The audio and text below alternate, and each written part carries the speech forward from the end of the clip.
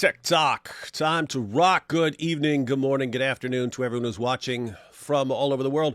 It's your friendly neighborhood philosopher here, D-Wood. My voice almost gave out right there at the beginning, man. Right there at the beginning. You almost had like a Michael Jones voice crack going on there. Hey, don't be making fun of Michael Jones just because he sounds like a 13-year-old going through puberty, man. That could be an asset. If he'd have never showed his face, he could have always pretended to be a 13-year-old, and everyone would have thought that a 13-year-old is schooling everybody and humiliating them. He should have stuck with the whole shtick there. He could have really milked it. I don't know how long he could be. He's been doing it for a while, so people would eventually figure that's one long. Yeah, should have never showed his face. That's what I thought. It was like the first probably 8 or 10 videos of his. They were all graphics, so I always thought he was some 13-year-old. I thought this kid is going to be the greatest apologist who ever lived. Could have kept that up. Could have kept it up. So, It's a shame. Testify. Hi, everyone here. I'm here with Testify Apologetics. Everyone for a while has been saying, David, check out Testify. And I kept saying, I will, eventually. And then I don't remember what happened, but maybe AP sent it. Someone sent me a couple days ago. Someone sent your video. The Quran is either unclear or bad or something like that, which we'll go ahead and watch. But it's actually funny. The funny video. Nice. People told AP said that I was cool on a live stream the other day. So I was like, that's AP and that's my grandma. So if my grandma and AP both think that I'm cool, then pretty cool. I'm pretty much Miles Davis at this point. So. Pretty darn cool. So do people tell you you're funny in your videos? Yeah. I mean, there's a lot of memes. Maybe some people might be thrown off right now because they probably think I'm a Zoomer based on the presentation. And then, you get this scraggly graybeard guy being like, how do you do? That's also what I thought. How do you do, fellow kids? Mm-hmm. That's what I thought. It looked like it was a video made by a young person for a bunch of young people. And it turns out you're an old man. It's pretty pathetic. Because then it becomes creepy. You know what I mean? Like, hey kid, I've got some candy. Yeah, I have a van too. I mean, I don't have any candy though. We don't. We're pretty crunchy in my household there. But no, I have teenagers, and they kind of help me out. And but yeah, I make fun because I can relate to the kids in my youth group at my church, and at the same time, I'm like talking to 60-year-olds about old Seinfeld episodes and different stuff like that. And so, yeah. Anyway. Just the whole Steve Buscemi, how do you do, fellow kids kind of thing there. I promise I'm not a cop though. So yeah. Hey, but what's up with the marine biologist episode? That's right. It's all in one. Classic. All right. So let's go ahead and play the video that I saw. I have not seen other videos from you, but I have a bunch pulled up that I have not seen. We'll go and check out the one that I have seen, and then you can tell us a bit about what you do, what you do on your channel. I mean, we're going to get a glimpse of it, but you also cover other things on your channel, right? And how you got into this and stuff like that. And we'll keep going through some of your videos until everyone gets completely sick of them and never wants to check out your videos again. I mean, they're already getting to that point. But yeah, so.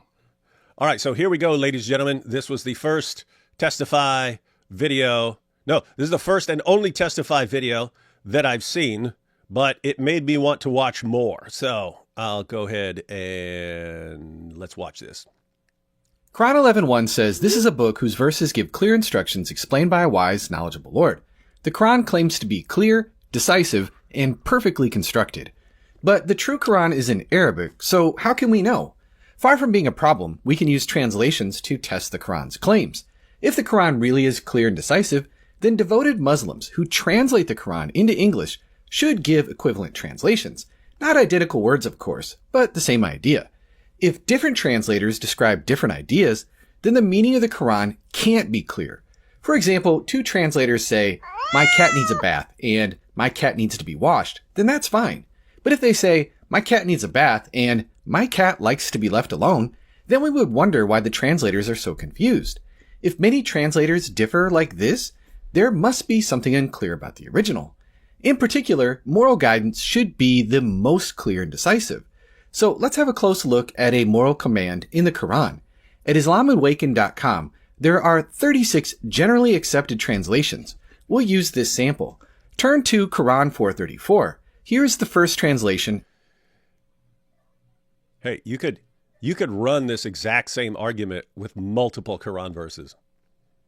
There are a lot of them. Yeah, I mean, the other day I was running the Islamic dilemma on somebody, and they were like, "Oh, well, no, you don't judge by the Quran, right? It's just verse 48 says it's the criterion." And I'm like, well, there's like a bunch of other translations that say like guardian or preserver or all these other things. Criterion and guardian, that's really different, dude. Yep. And so like that's not really going to work. And it's like, why are they translating it differently? Is it because they're trying to preserve their Islamic narrative, or, you know, what's going on? And so, why should I trust any English translation of the Quran if you guys are perfectly fine with switching up to theology?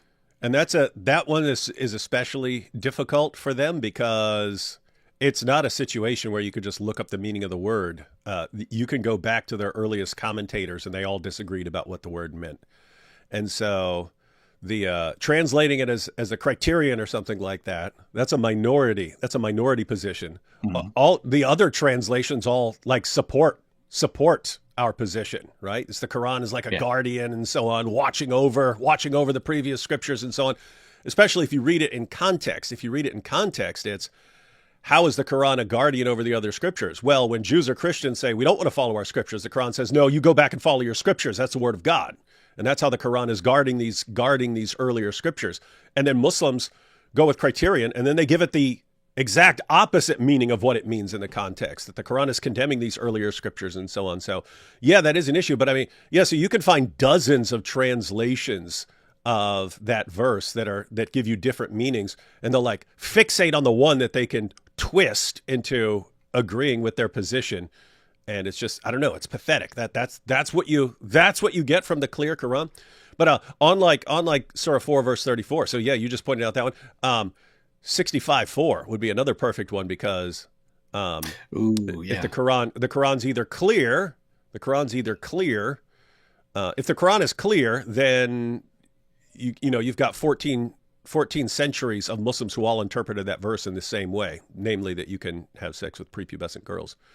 The alternative is that they all got it wrong. The Quran's hopelessly unclear. So it's evil or unclear once again. Anyway, so yeah, you could actually take the same script and just plug in different verses and run this script 20 different times from the Quran. Yeah, I mean, you're already giving me devious ideas. I think the 65:4 is would be genius. I will have to exploit that. And it's easy to toss the commentaries right up on the screen. They all interpret it this way. Ibn Abbas, Ibn Kathir, the two Jalals, Tabari, dozens and dozens of the most famous Islamic commentators all interpret it the same way. You've even got Muhammad Hijab saying that it's clearly talking about sex with prepubescent girls. He says you can't go around that. And so this is the beauty of Islam. It's the beauty of Islam. But it's funny because if you go to a regular Muslim who's not familiar with this stuff, he'll instantly say, that's not what it means. It means something else. No, they'll freak out. Yeah. And so, yep, you're stuck, buddy. You're stuck. Now you're saying that the Quran is not clear. So unclear. It is a weird situation that, like, they can brag about their book being clear and then simultaneously say that 14 centuries of their greatest scholars all completely misinterpreted the verse. I mean, yeah, obviously it's super clear. Clear as the proverbial mud. So, all right. So you're going with Surah 4 verse 34 for this version. Let's see. At the top of the page. Men shall take full care of women with the bounties which God has bestowed more abundantly on the former than on the latter, and with what they may spend out of their possessions. And the righteous women are the truly devout ones, who guard the intimacy which God has ordained to be guarded. And for those women whose ill will you have reason to fear, admonish them first, then leave them alone in bed, then beat them. And if thereupon you pay heed, do not seek to harm them. Behold, God is indeed most high great. Anything that is in some kind of bracket has been added by the translator. If it's not in the Arabic, then we'll ignore it because the Arabic Quran is the real Quran. So let's focus on this. What is the third command for dealing with a woman whose ill will you have reason to fear? This translation says beat them. Is the Arabic so clear and decisive though? Let's take a look at some other translations to see. Of the 36 translations, 15 say to beat your wife. That's 42%. That's less than 50, so let's look at the other options. 5 translations say to strike your wife. 2 say to hit your wife. 1 says to spank your wife. 1 says to scourge your wife. 1 says to apply force to your wife. It says a minimum of force, but the word minimum is not in the Arabic text. There are no further instructions. Further, 2 translations... Why'd you rudely add those sound effects? I just, you just gotta appeal to people's emotions a little bit there, and so, I mean, it's a minimum amount of force, so it really should feel like a flicking sound against their ear or something like that, right? And so I guess they're going to want to say that the minimum amount of force is going to come from some hadith or something. But if they want to go to the hadith and go, no, like the hadiths are clear, it's a minimum amount of force, then let's just talk about the lady with the green skin and Aisha saying that women are treated terribly in Islam and they suffer more than any other women. And let's talk about Muhammad punching her in the chest and Bukhari hitting her and all kinds of other stuff too. Yeah. If you make it before I do, you can make it. But I was planning on responding to, who was it? Lily J. I'm saying that because ChatGPT. Yeah. I've seen that because you've made some responses to Lily J. Yeah. And it's fun responding to Lily J because it's super easy because she says the dumbest stuff. There's no preparation required because it's stuff that we were refuting 15 years ago over and over again before the Dawa guys gave up on those arguments. But then Lily J's bringing it back. She's bringing back the same stupid arguments.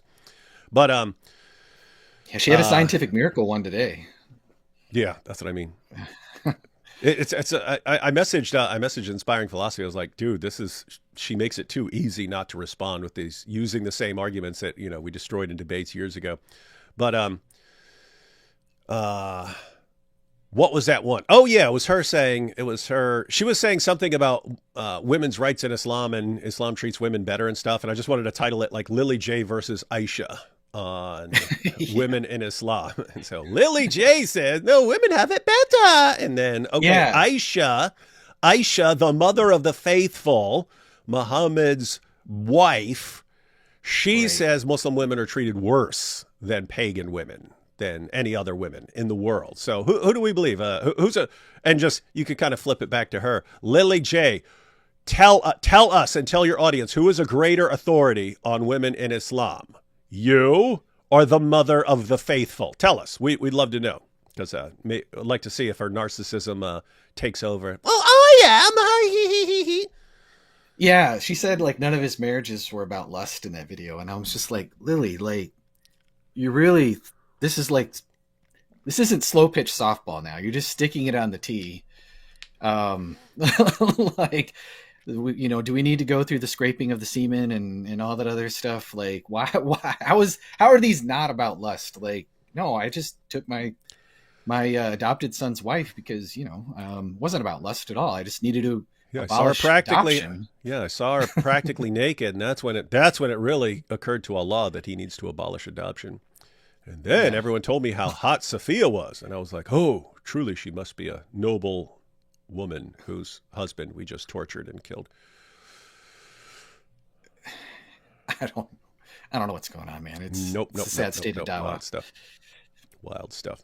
Say to discipline or chastise your wife with no further instructions in the Quran, the method seems up to you. We can count those as consistent with beating. That's a total of 27 out of 36 translations, or 75%, that say to beat, scourge, beat, discipline, hit, beat, strike, beat, strike, beat, beat, beat. beat, strike, hit, beat, beat, chastise, spank, apply force, beat your wife. If they were all like this, then the command of the Quran would be clear and decisive about beating your wife. To be clear, there are no further instructions about how to beat your wife. There's nothing. Yeah, I have to point out, I mean, we could check out the clip if we wanted to. We probably won't. But hijab in the famous video where he was explaining that if you're a Quran-only Muslim and you don't have the hadith to at least suggest that you might want to pause consummating the marriage with a child bride. In that video, he was saying that if you just go with the Quran, you'll conclude that you can have sex with a 5-year-old. You go to the hadith and say, okay, Muhammad waited a couple extra years for something. So what's he waiting for? And he even clarifies, he says, not puberty. There's no requirement for puberty. So, but in that same video, he's pointing out that the word for strike here, or beat, is the same word that's used in other contexts as like striking at the necks of the unbelievers. So he said, if you don't go outside the Quran to give you some regulations on this, you'd conclude you can chop your wife's head off for being disobedient to you. And so this is like, it's hijab. I mean, keep in mind, you can make a follow-up to this talking about how Muhammad hijab agrees with you completely, right? Because what's hijab saying? The Quran is hopelessly unclear. You have to go outside of the Quran to get something that makes sense of these verses. And so it's like, it's just amazing because when he says it, it's as good as gold. When you say it, you'll be an enemy of Islam. How dare you say this? You guys are saying exactly the same thing.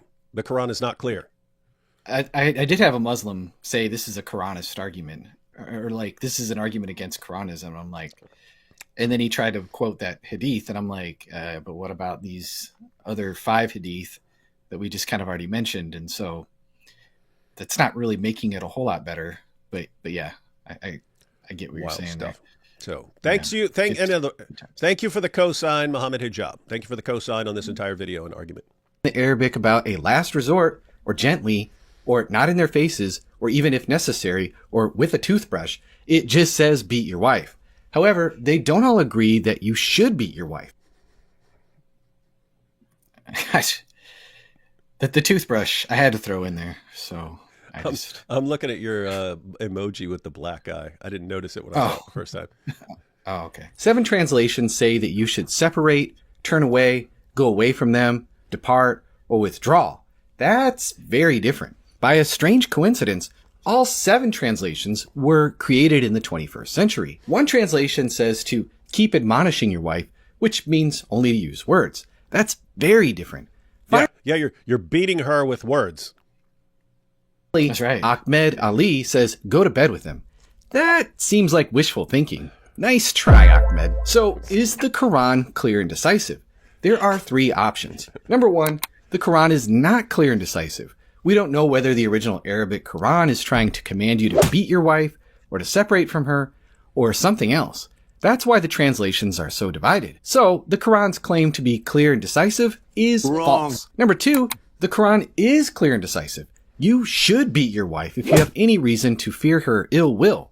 In that case, other translations show that devout Muslims today are perfectly okay with mistranslating the Quran to make it more acceptable to 21st century audiences. Why should I trust any Muslim translation of the Quran if Muslims are perfectly okay with twisting the meaning? Number 3, the Quran is clear and decisive. You should separate from your wife if you have any reason to fear her ill will. But that creates a problem. If the Quran is clear and decisive, where did almost every translator before the 21st century get the idea that you should beat your wife? In any case, it should be clear that relying on the Quran for moral guidance is a terrible idea. If it's not clear, that's bad. And if it is clear, that's even worse. Nice. Powerful stuff. Nice video. Nice short video. Cool. I tend to keep sound effects. A lot of them short. Yeah, sorry, I've noticed that. I've noticed that too. And that's you get a good number of views on these because it's thought. Well, it's thought that if you have short videos, you're sort of you're in a difficult spot because you're automatically going to have a short watch time. Even if people watch the entire video, it's still a short watch time if your video is 3 or 4 minutes. And so the algorithm favors the people who are keeping other people on YouTube longer. And then so the tendency over the past several years has been for people to make longer videos, going 12 to 15 minutes and things like that, or even longer. But the advantage of having a short video, you can have a significantly higher click-through rate because people are like, oh, okay, well, this video is only a couple minutes long, so you get a higher click-through rate. But also, if people really like the video they just watched, they're going to click on another one. And then, so you are keeping them on YouTube. And in other words, the algorithm also is taking into account total watch time. How long are people watching your videos, period, not just that particular video. So looks like it's working out. Looks like it's working out. Yeah, it's, for the most part, it has. It was really going kind of wild in the summer and early fall. Then I had a run-in with Pakistan.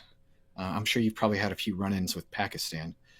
Oh, with them blocking the video? I was like, oh, wait, did he go to Pakistan? They started blocking videos, so I'm, That's a badge of honor. I wear it as one, and so, but ever since then, it feels like the juju has slowed down a little bit. So either YouTube is rejiggering their algorithm and not favoring shorter videos as much, or something. I don't know. Or the Pakistan thing affected you, that they're like, oh, okay, he was not on our radar before, but now Pakistan has declared him Islamophobic, which, if YouTube had any testicular fortitude, they would say, wait, if Pakistan's complaining about it, it must be good, high quality stuff. We need to promote this, for it is based. Yeah.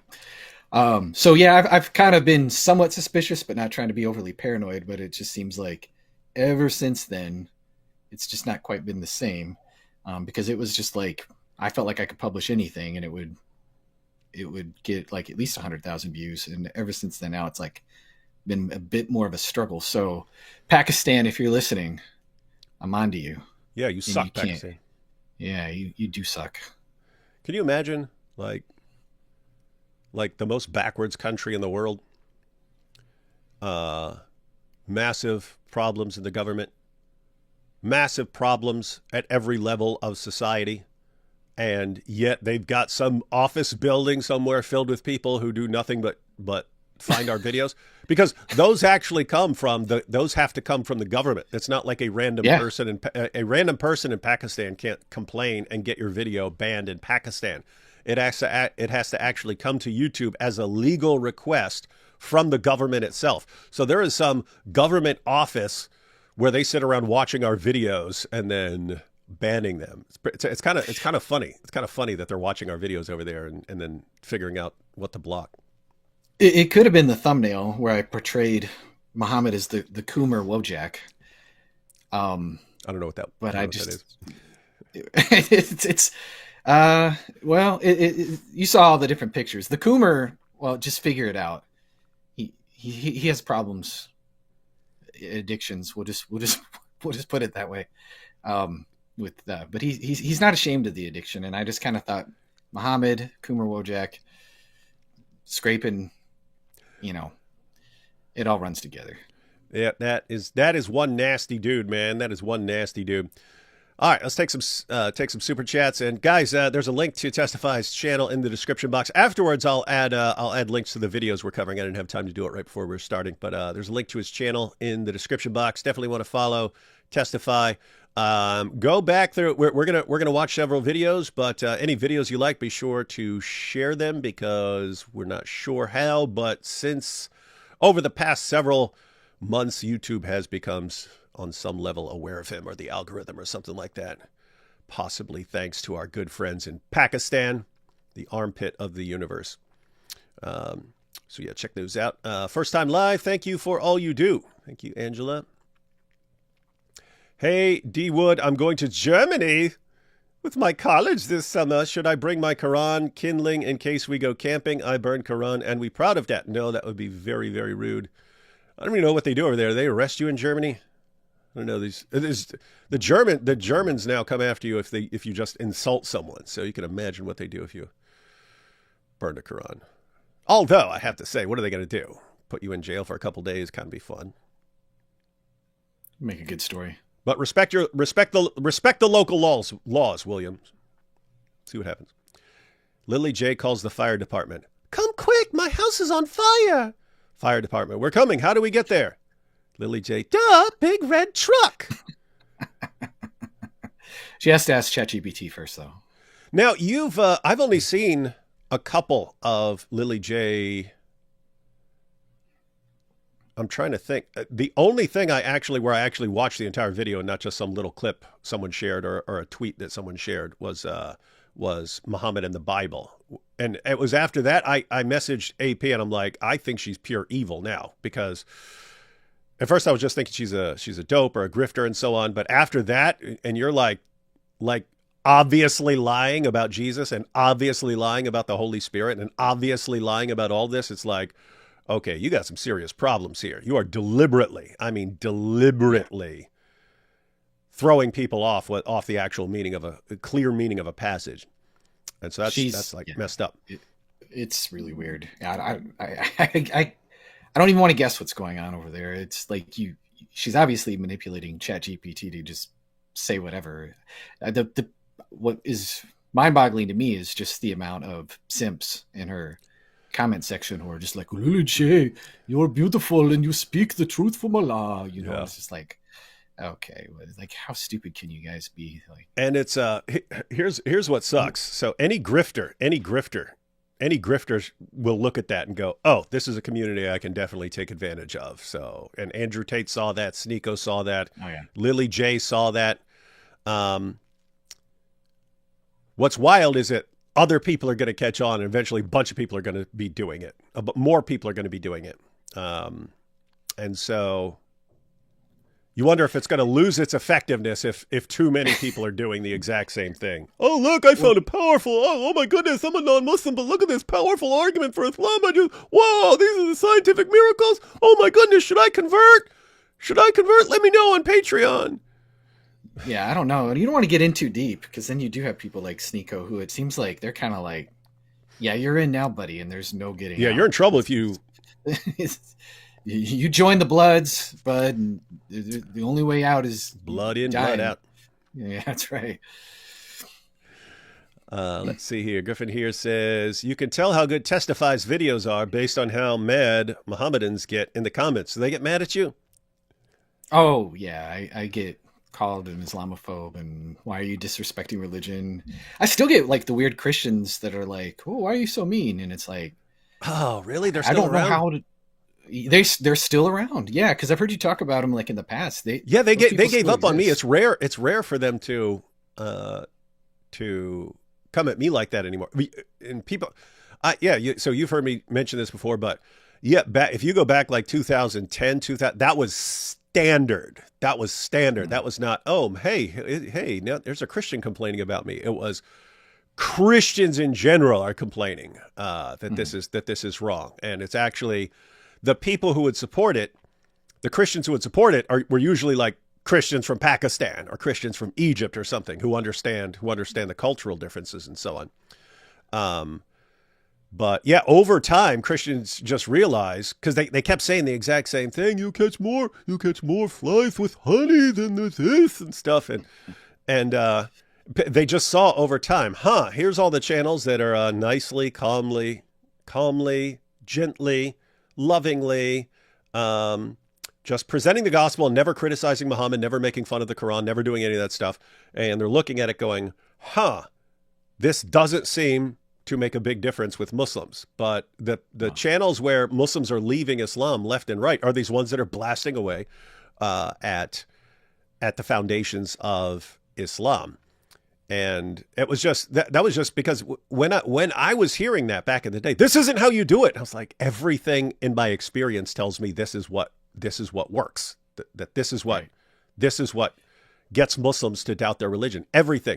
And when I was thinking about the ex-Muslims I know, it was like probably 95% of the ex-Muslims I know only considered leaving Islam and only considered the gospel after having all their claims and beliefs about Muhammad and the Quran just destroyed in front of them. And it was what Christians were saying, don't do. So the one thing we know is most effective. Christians across the board were saying, do not under any circumstances do that. That is bad. It's wild stuff. Yeah, it's weird. I don't get too many of them, but I would still get enough, and I'm like, are those like the holdovers that like they think they couldn't persuade David, so now they'll try and persuade me or something? I don't know. Yeah, and it's like if someone has a method of reaching Muslims that is significantly more effective than the way we're doing it, by all means, please do it. But like go out and do it and set an example and show us that it works, and then come say, look, you giant idiots, look, just 20,000 Muslims just left Islam after this powerful presentation I just get. I'll listen. What I'm not inclined to listen to is someone who comes along and just says something and I've never heard of the person, and I have no and what he says completely goes against everything I know from experience. It's just weird. Yeah. Weird stuff. So some Mohammedans get a little salty in the comments, eh? They do get salty. And then they say, Pakistan, will you please block him for us? They do. I'm sure I have got some people that are like, I reported this, and I'm like, why'd you leave a comment then? Like, you left a comment that you've reported me for hate speech about a religion you apparently can't defend. And you're like, YouTube, please help me. I hate your disgusting values, but please save me here. Shannon here says, I'm getting ready to go over the Islamic dilemma with a Muslim friend. Do any of the hadith say anything about the Injil being corrupt? No, nothing from Muhammad. There is one from Ibn Abbas that they use. But if that comes up, just say, hey, on what planet can Ibn Abbas trump Muhammad and Allah? Because even Muhammad in Jami at-Tirmidhi says Jews and Christians have the Torah and the gospel. So you combine that with what Allah says in the Quran, and you're pretty good. And if they start going Ibn Abbas, and by the way, so two things with Ibn Abbas. One, it contradicts other claims of Ibn Abbas, because there are other claims of Ibn Abbas where Ibn Abbas says no one can change any of Allah's scriptures, and so there'd be a contradiction there. But two, on what planet can some later Muslim overrule Allah, right? Allah from all eternity. Doesn't work. You have Warwick copying the Gospels in the Hadiths. You don't have anything. You have Muhammad basically stealing Matthew 25 in the Hadiths, and that's pretty wild stuff. So. Yeah. I have, matter of fact, I have a video. It's called 5 Times Muhammad Plagiarized the New Testament. Even steals from the Apostle Paul. And so definitely a plagiarist. But yeah, Shannon, good you're using that. Good to see lots of people using that. We're going to see Testify here on the Islamic Dilemma here. And awesome that people are using this so regularly, because there were a few of us using it for years trying to convince Christians how powerful it is. And these things take time. So just so everyone knows, very encouraging to see everyone using an argument. And I've been saying for probably 13 or 14 years, maybe longer, that if I could change anything, if I got a divine message saying, David, you can only change one thing before you die in the world of apologetics, pick it. It would be getting Christians to know what the Quran says about the Bible. That would be my number one pick for anything I could do. Let's see. Crunchy, like what Aisha scrape off Momo's robes. Very, very rude and insulting. This is a friendly. The Islamic holy book is infected by mad Cowran disease. Mad Cowran. Check out the times Allah and his angels pray, such as 3356. The many ways they try to break apart what Allah does and the angels do. It's actually hilarious. Yeah, because it's Allah and his angels do this. And they'll try to say, oh, but even though it's the same word, it's two totally different things. It is pretty hilarious.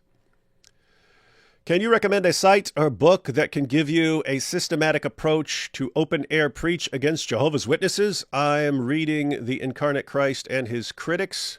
I feel called to this. Thanks either way. Be blessed. You have any thoughts on that? I don't know what your background is. In open-air preaching? I haven't done a whole lot of open-air preaching. Maybe like a little bit, but mostly to like homeless people 20 years ago. But JW's Incarnate Christ and His Critics by Bowman. From what I hear, it's a good book. It's on my wish list. It's just kind of a more scholarly version of putting Jesus in his place, which was more of a pop level with Ed Komashevsky. I mean, Ron Rhodes has some pretty good, just standard street level kind of stuff that just deals with more than just the deity of Christ issues. It deals with all the other weird JW beliefs about, holidays and blood transfusions and watchtower issues and all kinds of other stuff that are probably worthwhile. I think it's called Reasoning with the Scriptures with Jehovah's Witnesses. If you're going to be doing open air preaching, you're going to want to have a lot of those street level arguments in your toolbox. That book that you're reading right now is, from what I understand, is fantastic. That's why I'm planning on getting it here. But that's an academic not really book. Street level. Yeah, not really street level stuff. Yeah. Yeah, so Sean, I don't really have a background street preaching, dealing with Jehovah's Witnesses. So I'd look for a book from someone who does that, and it's the people who've been through it long enough. They can tell you exactly what's going to come up, and so they'll give you the street level stuff, right? Mm-hmm. Like these are the things that come up most frequently, and these are the things that really work most successfully. Whereas the Incarnate Christ and his critics goes into tons of detail going through why the Jehovah's Witnesses position on the deity of Christ and so on is wrong and so on. That would be more like if you're having a sit down discussion afterwards. So you got your street level stuff. That's like you got to be quick and it's got to be sound bites and there's not a ton of deep analysis. But if you're on the street and you're having an argument and then it's, hey, why don't we go hang out and have some coffee and then get through, look through these passages more deeply. That's where that would come in. But the advantage there is if you learn that material, there's no catching you off guard or something like that. You've been through all the major passages and all their main claims and stuff. But let's see, Stefan here, proclaim the Shahada. I testify. Yeshua is my God. Yeah. Why'd you pick the name Testify? Well, my channel initially, as it started out, and it's still going to be this way, is more positive apologetics. This is more polemics, obviously, but I'm like a evidentialist. I think you're friends with. We have a mutual friend, Jonathan McClatchy. Me and Jonathan think a lot alike in terms of reliability of the Gospels and those kind of issues, and so a lot of my channel was focused on that. The reason why I got interested in Islam is I kept making video after video after video of that. And I thought I just need to try something different. And so I looked in Islam, and the more I looked into it, I was like, man, I feel like I've stared into the eye of Satan's butthole here. And more needs to be said about this. And if I could make some short, punchy kind of things from a different approach and kind of more of just kind of a different kind of presentation, then hopefully it makes a difference. Because once the more I learned about Islam, the more I felt like when I first got into like pro-life apologetics, I felt like the same way about Islam as I feel about Planned Parenthood. It's like, this is an evil thing that needs more people getting the word out that, you need to stay away from Islam. So, yeah, that's one of the main reasons I stuck with dealing with Islam, because at first I was only dealing with Islam because my best friend is a Muslim. I didn't care about Islam. And then I stuck with it. And part of it was seeing the stand that he took and seeing that Muslims can make really cool Christians, mainly because of all the stuff, of how difficult it is for them to apostatize and then become Christians.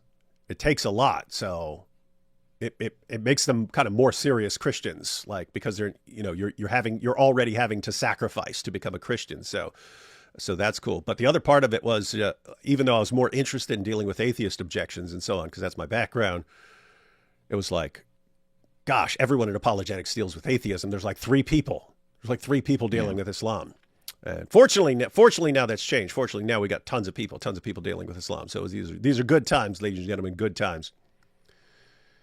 Who was that? Shout out to Fisherman's Corner for gifting Apologetics Roadshow memberships. Everyone be sure to thank him for that membership. Let's see. Oops. Lord Ezra has been preserved perfectly until this day. Ezra stands above all, 900 years tall. There are no versions, no kirats. Ezra is greater than 3. This is powerful stuff. Don't be dissing Pakistan. That is my main audience. It's from Goat Hub. It's the oh wow. Okay. What's sad is if there was actually this Goat Hub site that's actually true. Pakistan leads the world in weird animal porn stuff. I'm Northern California. There are lots of Jehovah's Witnesses in my town. Yeah, it's actually interesting because we lived in New York for like 13 years, and at first there were Jehovah's Witnesses around, and then less and less and less, and then they were like, I think they were closing their Kingdom Hall there or something like that. But anyway, it doesn't seem like it's got the momentum it used to have. We are the Ummah. You will be assimilated. Your uniqueness will be added to our collective. Resistance is futile. Mike Winger's fans here. Powerful.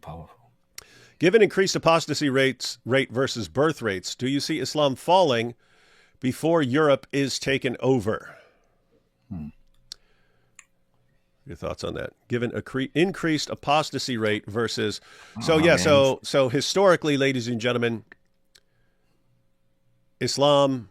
When you heard that Islam is the fastest growing religion, the same study said why, and it's that Muslims have massively higher birth rates than other groups, like way, way, way higher than like atheists and agnostics and so on. And it was true everywhere. Like even though Muslim birth rates in different countries vary, wherever the region was, they still had higher birth rates than any of the non-Muslim groups everywhere. And so back then it was just like, hey, it's a matter of time that they're reproducing way faster than you, and therefore they're eventually going to outnumber you. But in recent years, the apostasy rates have been dramatically increasing. So what you're talking about here, Tesbot, is at what point do the apostasy rates completely overwhelm the higher birth rates? I haven't seen enough recent, because the number we saw several years ago was that 24% of Muslim youth are leaving Islam. But that was accelerating. So it'll be interesting seeing more recent. It'll be interesting when new data come out on the apostasy rates. But that's what you're looking forward to. As far as Europe, it's up to Europe. All Europe has to do at any point is quit being a bunch of freaking morons, and they'll be fine. Just gonna have a bunch of former iPad babies named Muhammad who are atheists in Britain 20 years from now, like, or hopefully Christians, hopefully not that trend. Britain needs revival big time, and we need to pray. But yeah, it would be kind of weird to just see a bunch of Christians or atheists named Muhammad 20 years from now. It'd be kind of, I have to say, now that you put it like that, that would be kind of cool, right? Like, hey, I'm Muhammad. Hey, we have 7 Muhammads in our church. Yeah. Be cool. Glad to see Testify on here. It was actually through his videos that I started to dive into Islam. Then the algorithm guided me to AP and David. Thank you all for bringing me back to reason. Wow. I like to hear that. People are like, who are D. Wood and AP? I like this Testify. This guy's really blasting away at Islam. Oh, now the algorithm knows I like these videos. Hey, there's some guy named AP here. That's interesting. Oh, alhamdulillah. That'd be cool if you became the most popular of all the critics of Islam. Maybe, I don't know. God Logic, he's on the way. No, I'm saying he's way ahead of me. Like, be way over the top so that everyone who wants to murder someone like thinks of you. Think of me. Yeah. I've only got one death threat, and it was a guy who tagged me in a video. What? Those are amateur numbers. And he said he tagged me in a video, and it was a Roblox character getting carved up with some guy with the samurai sword carving up another Roblox character, and they put on the Roblox character getting killed Testify. So I just reported it. And hey, just so got threatened by a 12-year-old. So just so you know, when I say those are amateur numbers, that the algorithm has changed in recent years. I can guarantee you've gotten significantly more death threats, but the algorithm filters them out. It looks for combinations of words that are considered threats, and it takes them down as soon as people post them.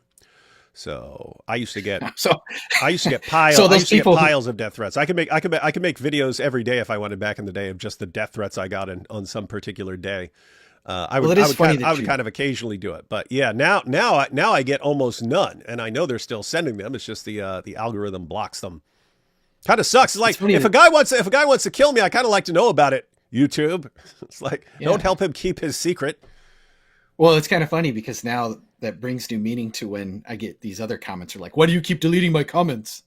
And it's like, I'm not deleting your comments, Abdul. Like I don't know. Like maybe what are you saying in those comments? Are you threatening me in those comments? All I said is I will slaughter you in the name of Allah. Idea for you guys: make fancy tracks with the top arguments against Islam with QR codes to your videos. Would be awesome to hand out here in Europe to Muslims. That is a good idea. I even have tracks that I made back in the day for handing out at like the Dearborn Arab Festival and stuff like that. But yeah, I wasn't thinking in terms of QR codes and stuff like that because that was before that time. Yeah, good idea. I like it. I like it a lot. But yeah, linking to the videos were cool. That was I don't know if you ever heard this, but it was funny because we used to go to the Dearborn Arab Festival. It would be like tens of thousands of people gathered there and stuff, and we'd go hand out tracts, and we'd hand out gospel tracts and stuff at the Dearborn Arab Festival. By the end of the festival, all these tracts are all over the ground, right? They're just like the ground is covered because you'd hand it to a Muslim, he'd walk and we'd just throw it on the ground, right? And so the ground is covered in tracts, and then we would want to clean up the tracks because it was our Pay stuff. money for those. And then, Although I don't know if go ahead. I'm sorry. Oh yeah. So then I started making tracks, and I would have a Quran verse in Arabic on the front, in Arabic and English, whatever like the topic was. Like if it's talking about Jesus, I'd quote like Surah 4 verse 157, or if it's something where I'm going to use the Islamic dilemma, I quote a verse, 547 or something like this. And then at the bottom would say, this pamphlet includes quotations from the Quran in English and Arabic. Please do not dispose of it improperly. Right? There you go. Kind of like there were none on the ground after. There were none on the ground after that, and it was funny because Muslims would get it, and then they would look at it, and they don't know what to do. They don't know what to do. They can't throw this in the garbage. They can't throw it on the ground. They can't throw it in the garbage because it's got a warning about not disposing of it improperly because it contains the Quran in Arabic. And so they either have to take it home and then ultimately ask their imam how they can get rid of it, or they would try to give it back and we're like, no, that's for you. That's for you. We don't want it back. We don't want it back. We don't want it back. So those are good times. Yeah. You toss in a QR code to some videos in there, man. Although I'd be like afraid, like they click on a QR code and then they have me with the Quran with the googly eyes or the Muhammad Kumar Wojak, and they might be like, what is this? So it's a risk. That's a risk I'm willing to take. How do I reason with someone who sees the Quran as absolute truth and dismisses any part of the Bible that contradicts Islam as corrupted? You use the Islamic dilemma. Mm-hmm. Yeah, you show him that his book, if his book is absolute truth, then our book is absolute truth, and he can't dismiss our book as absolute truth, because to dismiss our book as absolute truth would mean that the Quran is wrong. And it can't be wrong if it's the absolute truth. So, yeah, learn the Islamic dilemma. Bridget from AZ is a good site about Jehovah's Witnesses. Bo Rudder says that. Second question, how do you address or debate Muslims that are friends with church missionaries that claim we serve the same God? Directly disarm their lies. What do you think about that? About worshiping the same God? I mean, at that point... Yeah, if you're talking to a Muslim and you're like, hey, you need to follow Jesus. And he's like, no, I have missionary friends and they say we all serve the same God. Yeah, I mean, at that point, you have to point out that the Muslims don't think that you're serving the same God. They think that you worship 3 different gods. And the Quran doesn't even understand what the Trinity is in the first place. It mischaracterizes it. And so, I guess, yeah, there's a lot of different ways that you can address that. And so, it's just like, where would I pick? I don't know. Yeah, if I were in that situation, if I was talking to a Muslim and he says, I have church missionary friends and they say we serve the same God. And missionary friends are saying that. Okay, I didn't understand that. Yeah, so what church? Yeah, you're are talking these to people a from? you're talking to a Muslim, and the Muslim is friends with church missionaries, and these missionaries tell him that we serve the same God. Sean, I would just start asking this Muslim questions. I would say, do you agree with that? You agree we serve the same God? And if the Muslim says yes, and say, okay, so I believe that God became incarnate as Jesus of Nazareth. So we believe in the same God. I believe God has commanded me to love my enemies. Do you agree with that? I believe God is Father, Son, and Holy Spirit. Do you agree that we believe in the same God? Because if so, we're good, man. We're good. Matter of fact, my Muslim friend, if you and I believe in the same God and you believe that Father, Son, Holy Spirit, and the divine Son entered creation as Jesus of Nazareth to die on the cross for sins and rise from the dead, dude, we're good as gold. But you're a Christian. Is that the case? So, yeah, I just asked some questions along those lines. Because at the end of the day, your Muslim friend has to deny that you guys are following the same God if you actually lay out what you believe about God. Let's see. Thoughts on 2 Corinthians chapter 11, verses 14 to 15. Can it be used to compare Satan to Gabriel when Muhammad is in the cave? Yes. Love you guys and the work you do. Yes, that's something you want to bring up. Different gospel, different spirit. Yeah, and I mean, think about the Apostle Paul. So Muhammad claimed to get revelations. Paul claimed to get revelations. So who should we trust here? They're both guys claiming to have received revelations and so on. And the Apostle Paul, at least, would acknowledge that revelations might not necessarily come from God. Something else could be giving you revelations, making you think those are revelations from God. So what do you do? Well, Paul went and tested his. He went to the apostles and said, hey, does this line up with what you guys have been teaching? Right. Paul also had miracles, and they're not miracles that were reported or written down or collected over 100, 200 years later. Like we have the miracles of Muhammad in the Hadith. We have a lot of, I'd say, pretty well attested miracles. I mean, Paul claims to have worked miracles in 2 Corinthians 12. Galatians, we see a little bit of that too, in 1 Corinthians 2, 1 through 5. And then when you look at the book of Acts, it's written by somebody who was a companion of the Apostle Paul and was willing to suffer along with the Apostle Paul, and is reporting that Paul is raising crippled people. His handkerchiefs are healing people and different things like that. I would also trust Paul's sincerity way over Muhammad's sincerity, since his character is completely different. Paul's celibate. He doesn't want money. He's working with his hands for a living, versus Muhammad, who's a caravan robber marrying 9-year-olds and multiple women and doing all the crazy stuff that we know Muhammad did. So and he was accepted by the apostles, who the Quran says were made uppermost. So there you go. Indeed. Let's see. How do I convince a Muslim Jesus is God when they laugh at evidence, call it corrupted, or cite verses denying it? Go back to that Islamic dilemma again. It's the same answer we gave you the last time, basically. Yeah. Yeah, you guys are laughing at and calling corrupted verses that your God and your prophet affirm as the divine speech of Allah. Is this how you guys are taught to act in Islam? In Islam, you guys are taught to mock the words of Jesus. Why do you claim you respect Jesus when I quote you the words of Jesus and you mock them? Something along those lines. Indeed.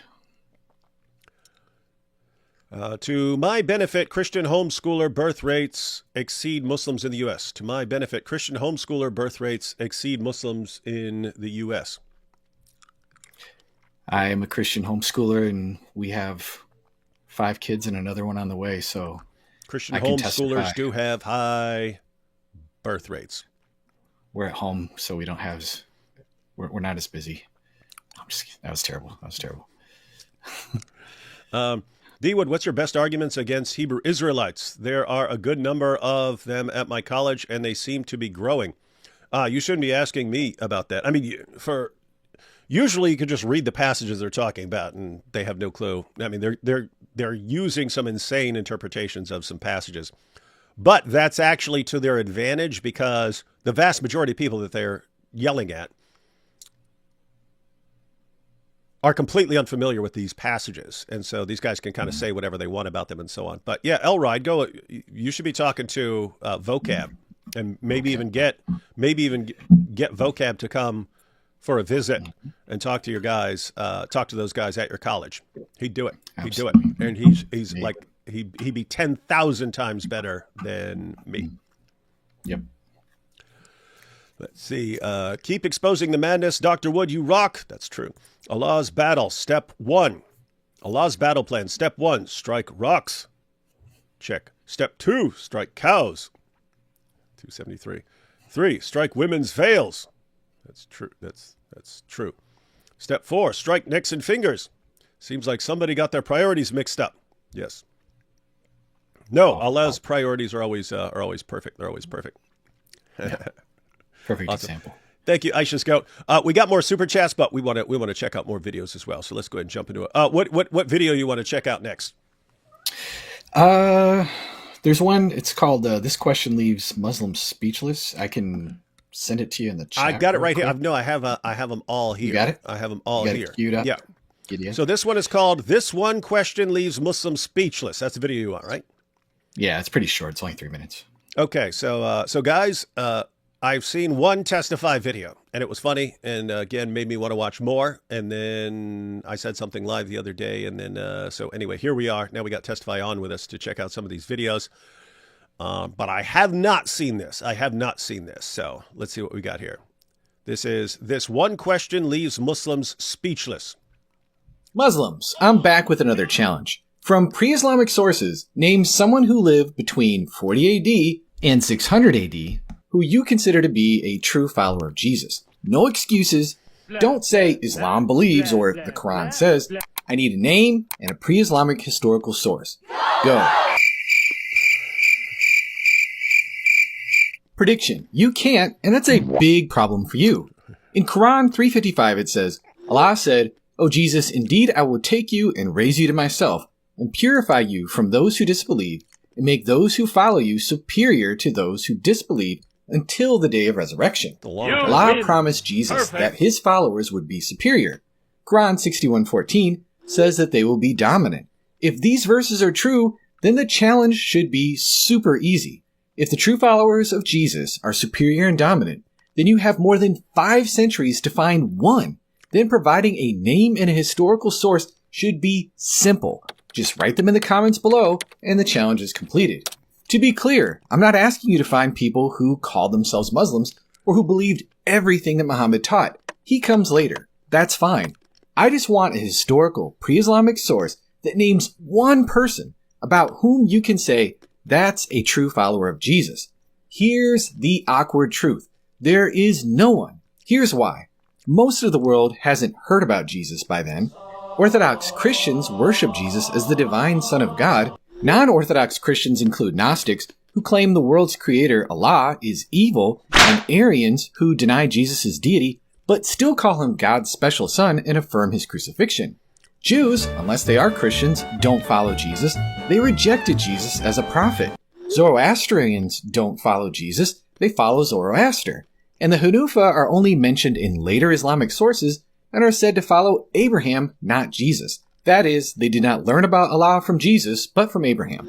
The Ebionites, a small sect from the 2nd century, are probably Gnostics and probably didn't believe in the virgin birth of Jesus. We only know about them from the writings of other Christians. The other religions in the region where Jesus were known polytheists, believing in many gods. And that is it. That's everyone. Among all those groups, there is no one who a Muslim can call a true follower of Jesus, which means that Islam has failed the challenge. If you disagree, give a name and an actual source. If there is no one, there are only 2 possible conclusions. Number 1, the Quran is wrong. It says that Allah promised Jesus that his followers would be dominant, yet there's not even a single person that we can find in 5 centuries after Jesus. So you should reject the Quran, or 2, the Quran is correct. and the true followers of Jesus are the ones who became dominant. By the time of Muhammad, there were 20 million Christians in the world. Christians are the superior, dominant followers of Jesus. So if you believe the Quran, you must believe that Christians are the true followers of Jesus. Allah made us uppermost. Take a hint. Follow Jesus. Nice, nice, nice. It's the proof.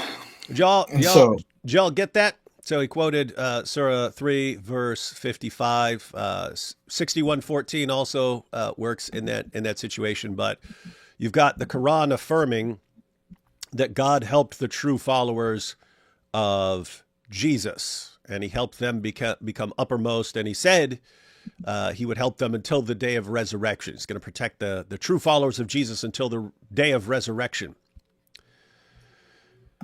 And so Jesus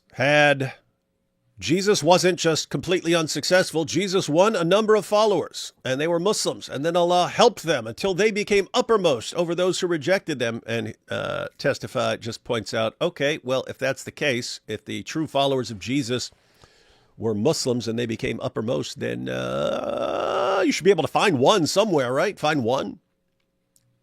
First century, second century, third century, fourth century, fifth century, sixth century, somewhere in there. Find one. Can you find us one? One person.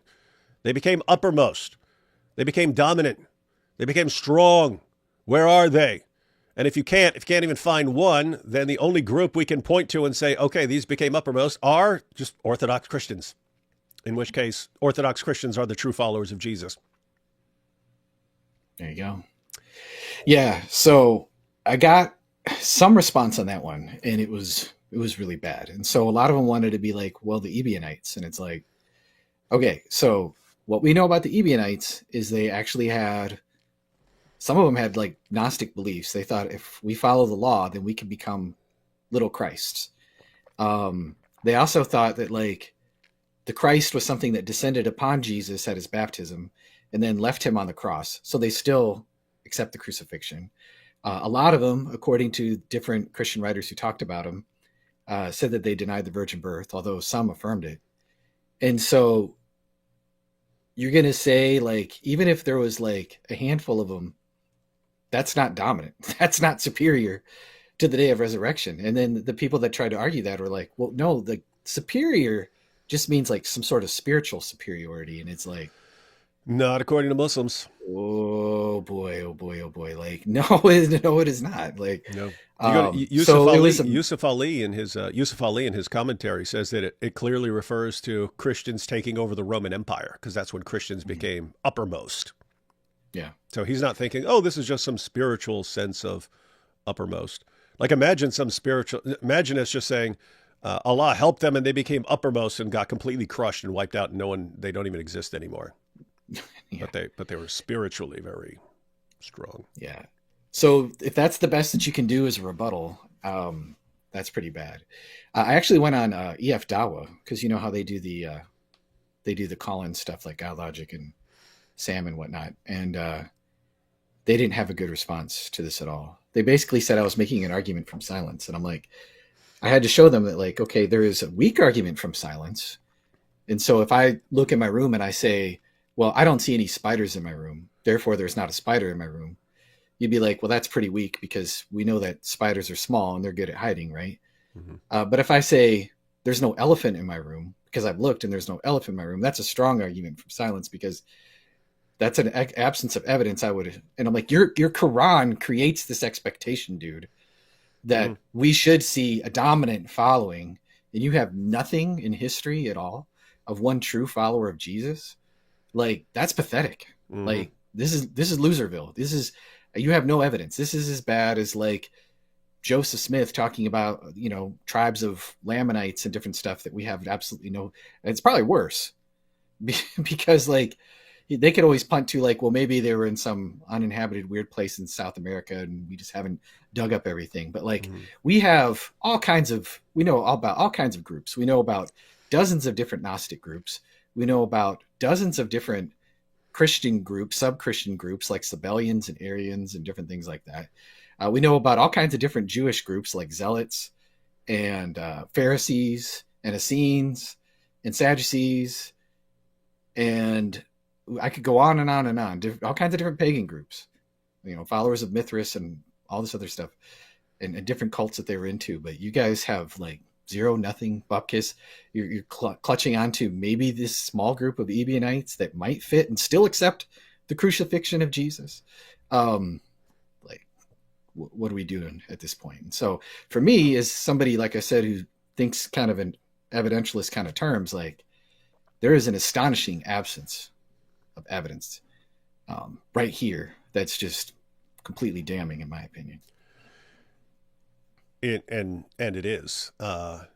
If the Quran had been making claims about, hey, Jesus had 2 devout Muslim followers, and then and then everything else was corrupted, and then the corrupted version overpowered those 2 devout followers. Okay, what kind of evidence are you going to be able to find for this? It would make sense to say, okay, well, we're not expecting a ton of evidence because there wasn't a lot of them.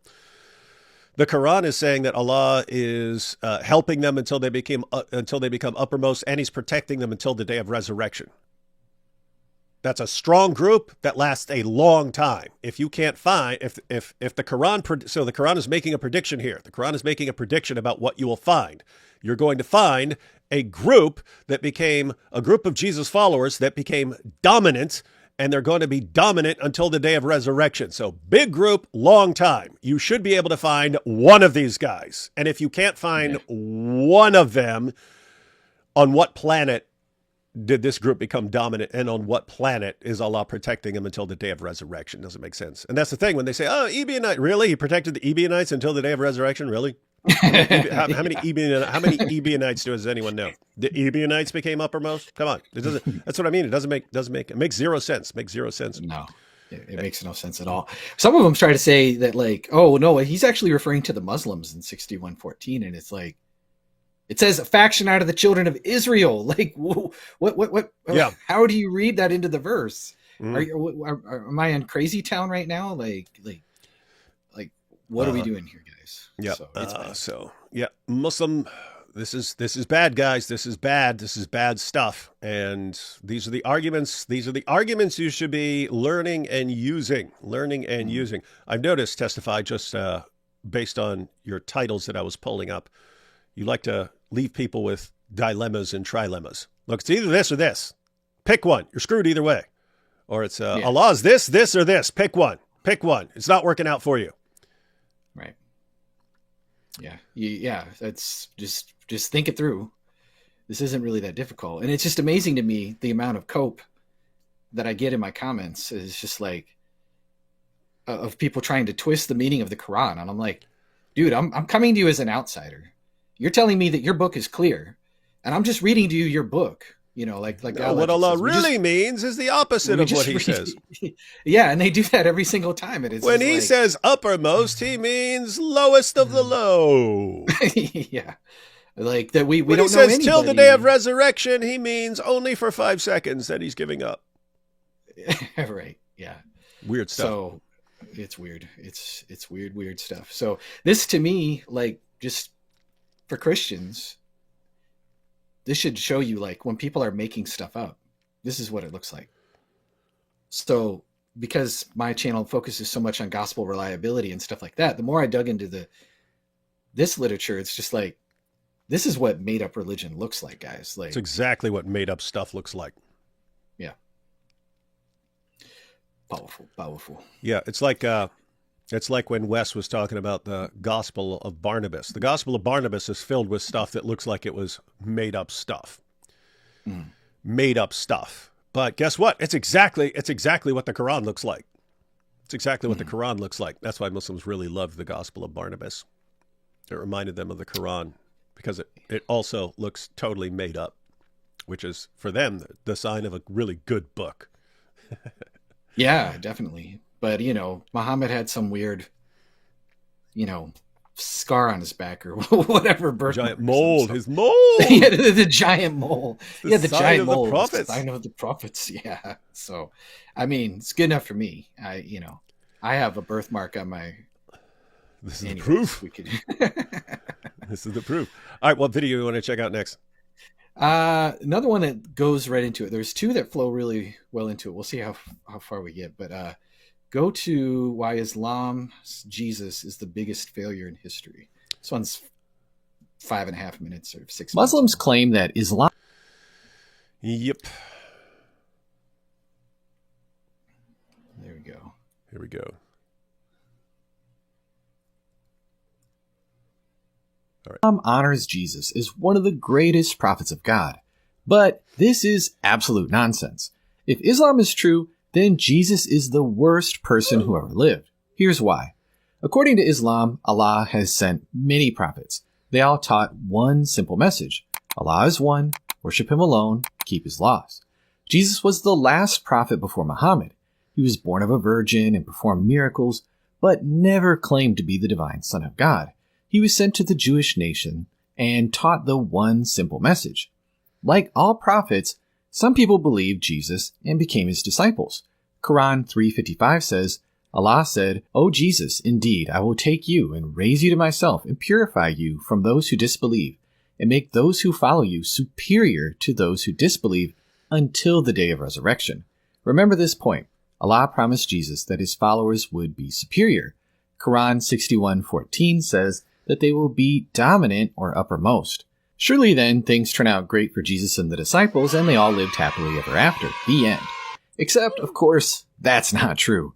In my last video, I talked about how in 5 centuries between Jesus and Muhammad, there is no one that a Muslim can identify as a true follower of Allah. Be sure to go back and watch it, but in a nutshell, the Jews rejected Jesus, a true prophet. The Orthodox Christians worship Jesus. The non-Orthodox Christians call the creator of the world evil, and basically everyone else is a polytheist, believing in many gods. For over 500 years, true belief in Allah disappears from the earth. Instead, this period is famous for the dramatic rise of Christianity, which worships Jesus as divine. How did this happen? Whose fault is it? Let's rewind to Jesus' time. According to Quran 4:157, Jesus only appeared to be crucified. His enemies thought that they had killed him, but they were fooled. So now we have 2 competing stories. Jesus knows that he wasn't crucified, but his enemies say that he was. Allah will make Jesus and his followers superior, right? Wrong. In every historical record, everyone in the 1st century who knows about Jesus at all believes that he was crucified. This includes Jesus' own followers. Even though Jesus was alive, he somehow failed to set the record straight. The Jesus movement, which explodes out of Judea and takes over the world, worships the crucified and risen Jesus. Jesus' disciples create, or allow someone, usually Paul according to Muslims, to create a false religion about Jesus. According to the Quran, Jesus had also been given a book, the true gospel. But according to history, his followers immediately threw this book away because there is zero trace of it anywhere. Jesus' real teachings are completely forgotten by a movement that worships him as divine. It didn't have to be this way. If Jesus had taught his followers properly, securing the one simple message, making sure that his gospel was preserved, and warning about false teachers like Paul, and perhaps casually mentioning that he wasn't crucified, Christianity wouldn't have happened. So, according to Islam, Christianity, the largest false religion that the world has ever seen, is Jesus' fault. And so, according to Islam, Jesus' failures are responsible for the rise and spread of Christianity, the largest false religion in human history. Worshipping anyone but Allah is the worst thing that a human being can do. Thus, Jesus, being responsible for the most false worship, is the worst person who ever lived. That's how Islam honors Jesus, the worst person ever. If that seems... So I was just doing a thumbs up, like, because you hear this all the time, like we love Jesus more than you know, yeah. or we respect Jesus. We respect Jesus. Yeah, and it's but this is frequently the case in Islam. It's we honor Jesus, we respect Jesus, we love Jesus, and it's all superficial. The moment you dig like a millimeter below the surface, it's blasphemous nonsense and insults, and it's like. That's exactly what I would expect from something demonic, right? Pretend, oh, yes, This is the true religion, and this is the one that really honors Jesus and honors God.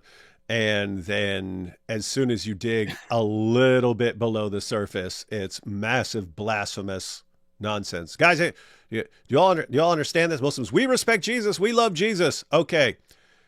If you are correct about Jesus, if you are correct about what the message that prophets are preaching, what did Jesus actually accomplish according to Islam? What did Jesus accomplish? I mean, by the time Jesus is done with his work, you've got people bowing down and worshiping him, and then you got people rejecting him. The people bowing down and worshiping him, they're all going to hell because they're guilty of shirk. The people who are rejecting him, they're going to hell too because they're all rejecting a true prophet of God. And they threw all his true teachings just right out the window almost immediately. Yeah. And as he pointed out, the reason these videos connect is if you want to say, oh, no, but he had true devout Muslim followers. Okay, find one ever. Show us one. Yeah. Give us one. You can't give us one. One pre-Islamic source. Yeah. If you can't find one person that would actually count as a Muslim who's actually going to Jannah, according to you, how successful was Jesus in his preaching? Everyone we actually have a record of is doomed forever. So that's what you actually teach about Jesus. And it's nothing but endless insults and him being a horrible failure and a terrible person. Yeah. Some people were like, well, Noah didn't get a lot of converts. And so would you say Noah? The Quran doesn't say Jesus. The Quran doesn't say Jesus was unsuccessful. The Quran says he was massively successful. He was massively successful. He won all sorts of converts and they become uppermost. Jesus won. Then when you point out, it's like, where are all these guys? Well, Noah wasn't successful. That's not what the Quran says. I'm telling you, this is the stuff that I get in the comment section. It's fun times. I'm just like, could you just like stop, think for a second, put yourself in my shoes, and then like read your comment again, and just think about this slowly.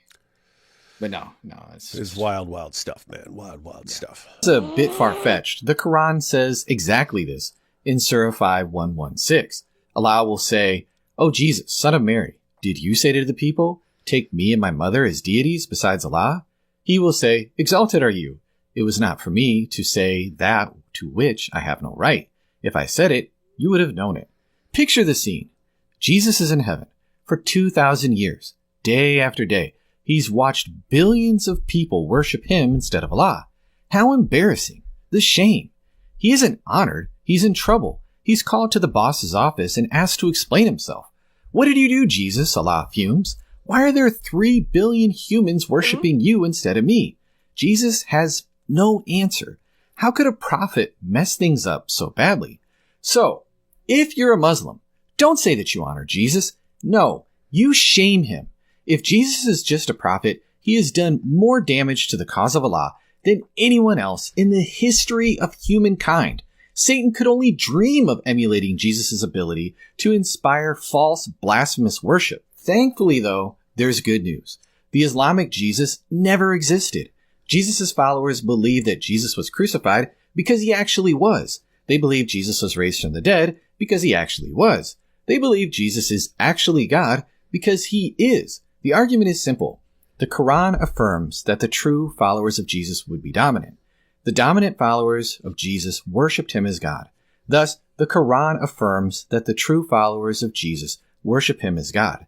Muslims, if you really want to honor Jesus, then repent of Islam and embrace the real Jesus of history, the Jesus of Matthew, Mark, Luke, and John. If you want to learn how the Gospels are not corrupt teachings written by people who didn't even know Jesus, but rather by honest, faithful, knowledgeable witnesses, be sure to check out these 2 playlists. There you go. Nice.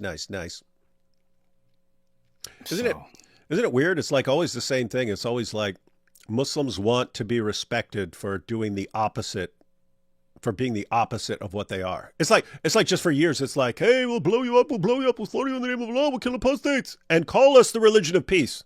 Like, okay, you're telling us to say the opposite of everything that you're actually doing.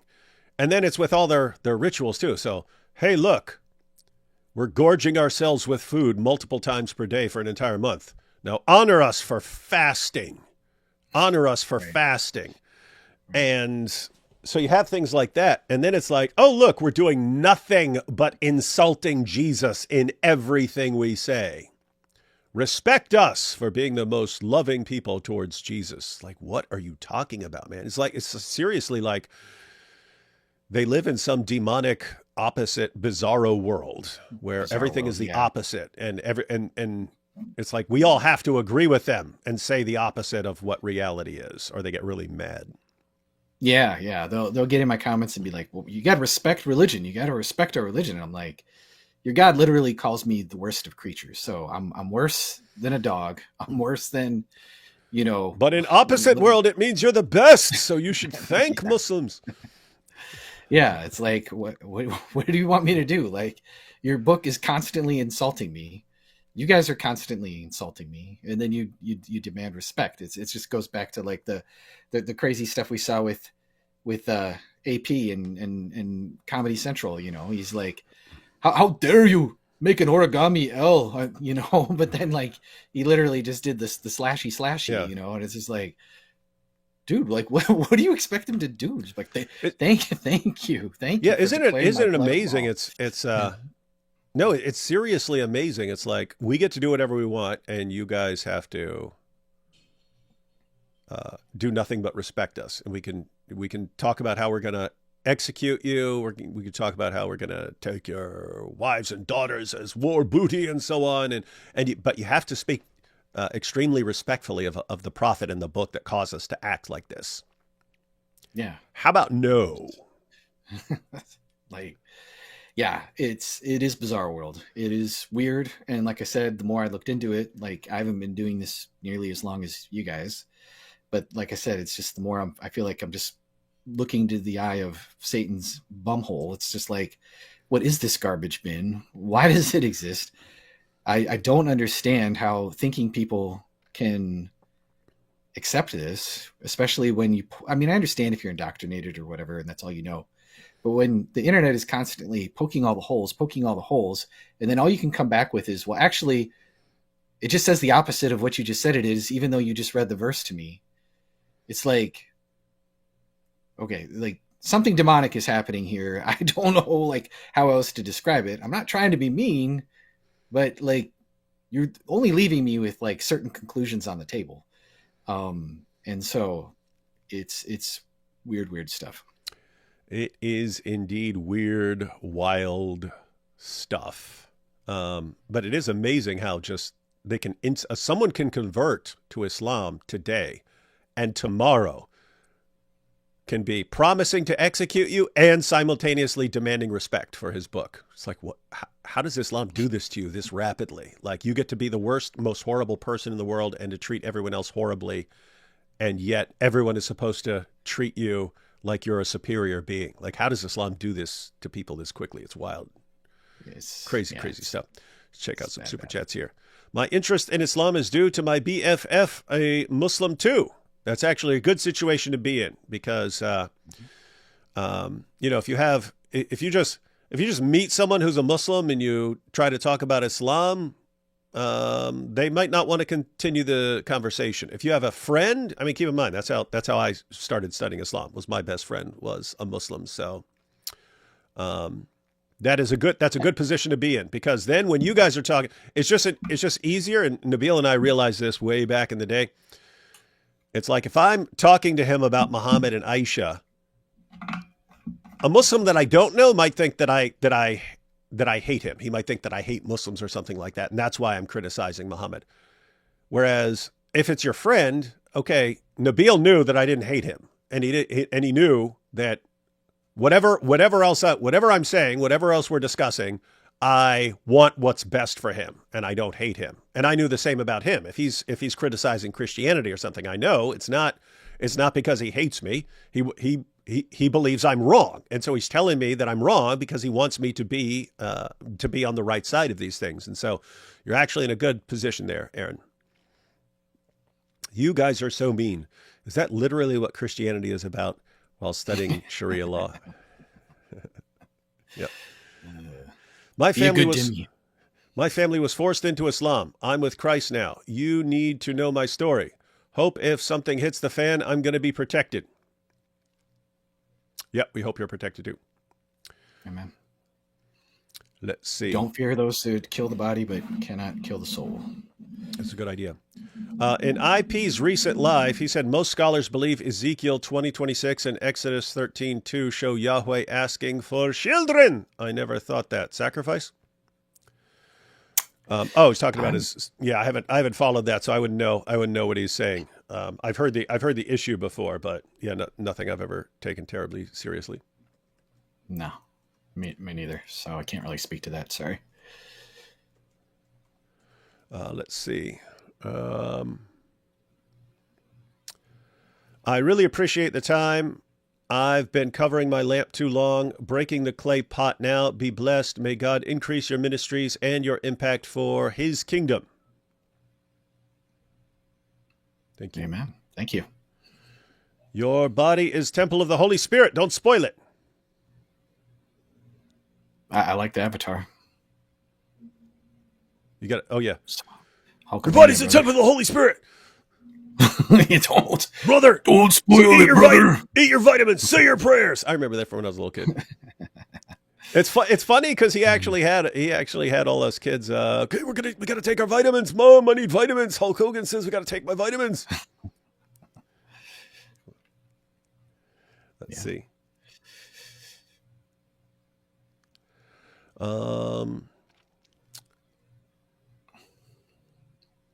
Testify. Can you steel man a YouTuber who attempt to refute any of your videos? How many have you seen that didn't contain a circular argument? To quote AP, it's what they do. So any good responses that you could steel man? No, not really. They've mostly been pretty bad. And so there's two guys who've responded to my arguments. I do have a blog, is JesusAlive.com, that I just started years and years ago that I still will occasionally like type out responses, because if the response videos I have are generally from kind of smaller channels that are just not very good. And I have a few like responses there if people want to see them. So I would just refer you there. There's one guy who seems really obsessed with me, Dean Responds. And so like, if I just make a video, he's going to respond to it. But all of his arguments are just really, really bad. Chris from Speaker's Corner, who you and I both know, David, cooked him pretty bad in a debate on the Islamic dilemma on God Logic's channel. He also kind of embarrassed himself calling in on God Logic not that long ago. But he's just said like crazy stuff. Like when he tried to like defend the whole Muhammad is really the paraclete in John 14, and he's like, well, you see, like certain Christians, like Manichae, Augustine claimed to be the paraclete, and Augustine was a Christian, so therefore, the paraclete can be a human being according to Augustine, and like Tertullian was a Montanist, and he believed that Montanist said, I am the paraclete. Well, first of all, that's a bad misunderstanding of Montanism. They were just kind of saying like, thus saith the Holy Spirit. He wasn't literally, I am the human being paraclete. They were Trinitarians. Yeah, they were heretical, but they were Trinitarians. and they never give the actual quotation. He said, I am the Word, I am the Father and the Word and the Paraclete. And so you have two interpretations. One, he's actually claiming to be those, or he's claiming to be the spokesman for God, right? And he's speaking as God, because God is speaking through him. And so if you actually took that seriously, he's saying that he's a man, and he's also claimed to be the Father, and he's a man.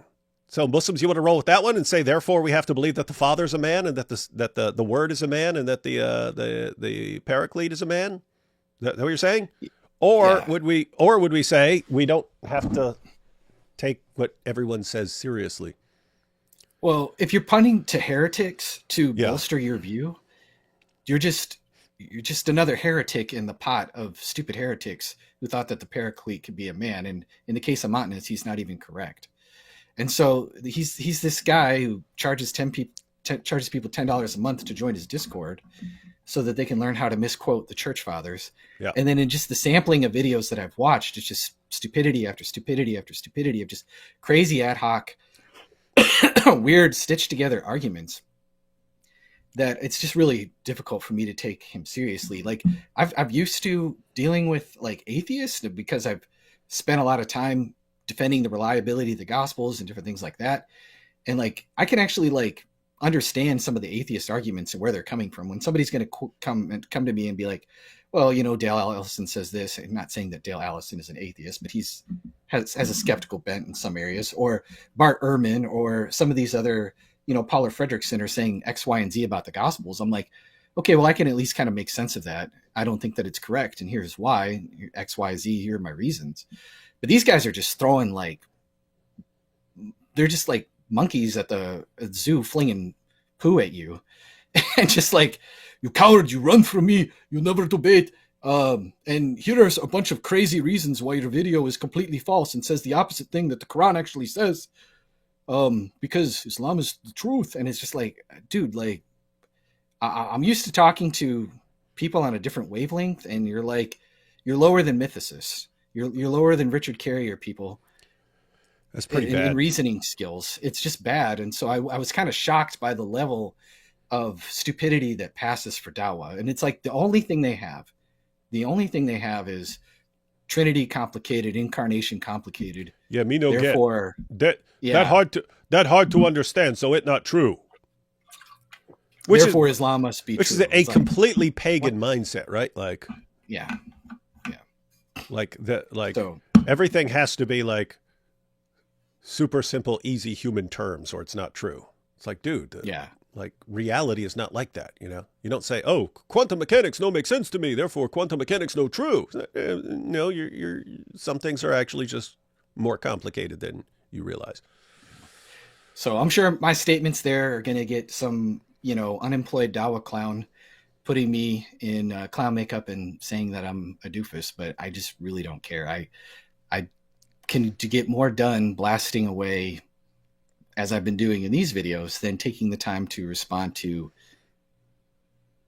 a bunch of nonsense goofiness. If I took the time to respond to like Bobby's perspective, because he actually has, you know, over 100,000 subscribers and people know of him a little bit more. And so me and IP, you know, ran through his criticism of one of my videos, and it was just really like dog water bad. But at least like he has like a following that made it at least somewhat worth it, because lest maybe somebody who follows him thinks that he's making a good argument. We get to show like, no, this is completely circular and insane and revisionist and crazy. But anyway. Would you debate Dan McKellen on the gospel relabel?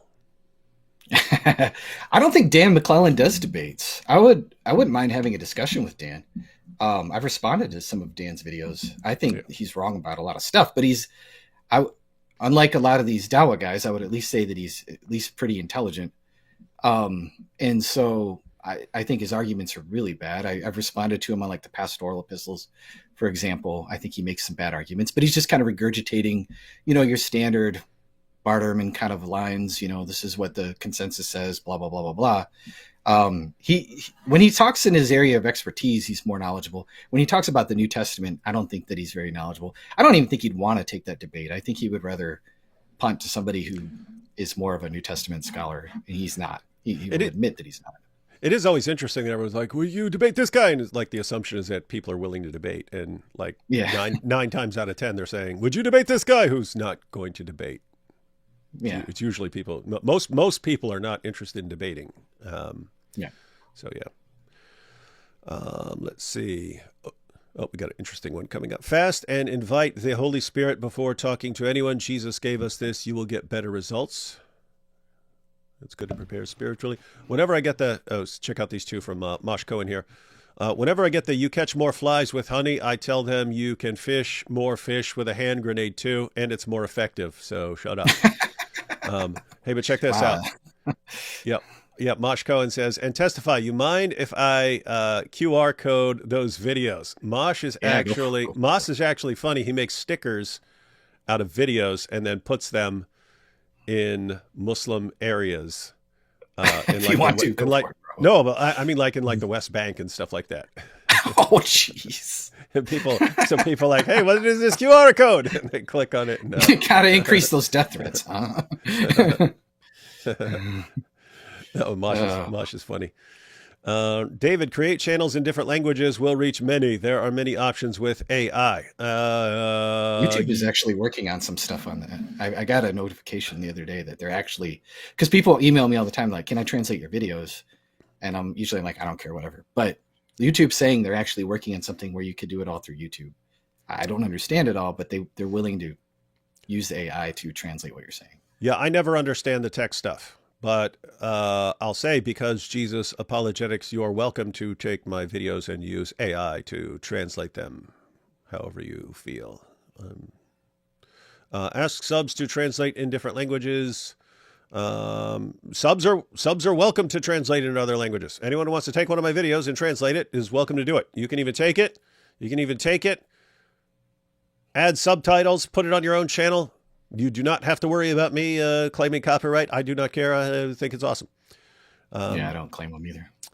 Jesus said, I ascend to my God and your God, John 20:17. How to respond to question on this?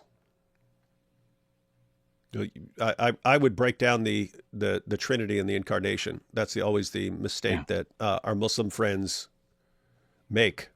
You say Jesus is God, and they assume you're saying that and then they proceed to act like you are a Unitarian, claiming that Jesus is God, and they proceed along those lines. And no, you have to break down Father, Son, Holy Spirit. Son enters creation as a perfect man, and guess what? So you have Father and Son. The Son, as a man, has a God. Yes, the Father. It is the Son. Just imagine if Christian theology is correct. If you're talking to a Muslim, if Christian theology is correct, and there's Father, Son, and Holy Spirit, the Son enters creation. When the Son enters creation, is he supposed to be an atheist? Or would he continue the same relationship he's always had with the Father, but now that he is incarnate as a man, would continue that eternal relationship with the Father that he's had through prayer? So yeah, it only doesn't fit if you just ignore the theology, right? If you ignore the Trinity and the Incarnation, and then you start going through this, it doesn't really make sense. Yes, it doesn't make sense if you toss out Christian theology. In other words, it only makes or just the rest of the passages in John where, like, he's affirmed as God at the very beginning of the chapter, and over and over and over, and he calls himself God, and then it's cherry picking because that's what they do. Yeah. That's life. I'm so confused for simple mind like mine. Can you guys please give examples of what Jesus taught or spread that is also in Islam or in Muhammad's teachings? Yeah, it's actually pretty easy. So, examples of what Jesus taught or spread that is also in Islam or in Muhammad's teachings. Yeah, keep in mind, Muhammad was influenced by Christians. Muhammad was influenced by Christians. He was influenced by Jews. He's influenced by pagans. And he was influenced not just by Orthodox Christians and Jews and so on, but by like heretical Christians and so on, because the Emperor Justinian had expelled heretics from the Roman Empire, and many of them went to the Middle East and so on. So Muhammad was a big mixture of things. But Muhammad taught that there are things in the Quran. Very frequently, whoever's writing the Quran does not understand the implications of these things, but there are things that line up with Christianity. So the Quran says that Jesus is the word of Allah. They have no idea what that means. They have no idea about the theological implications of that. Clearly stolen from the Gospel of John. So you have that.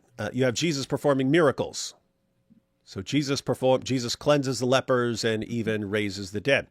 So that would line up with what the Bible says about Jesus. Jesus being the Messiah.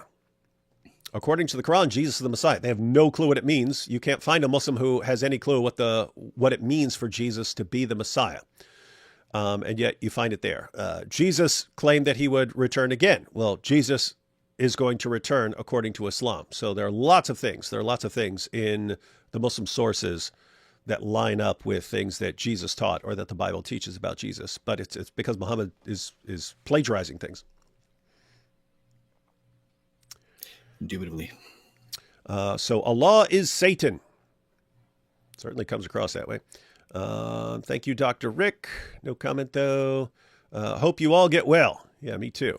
I wanted to be cranking out tons of videos, but I've been sick. Why is David here? That's a good question. I wonder that myself.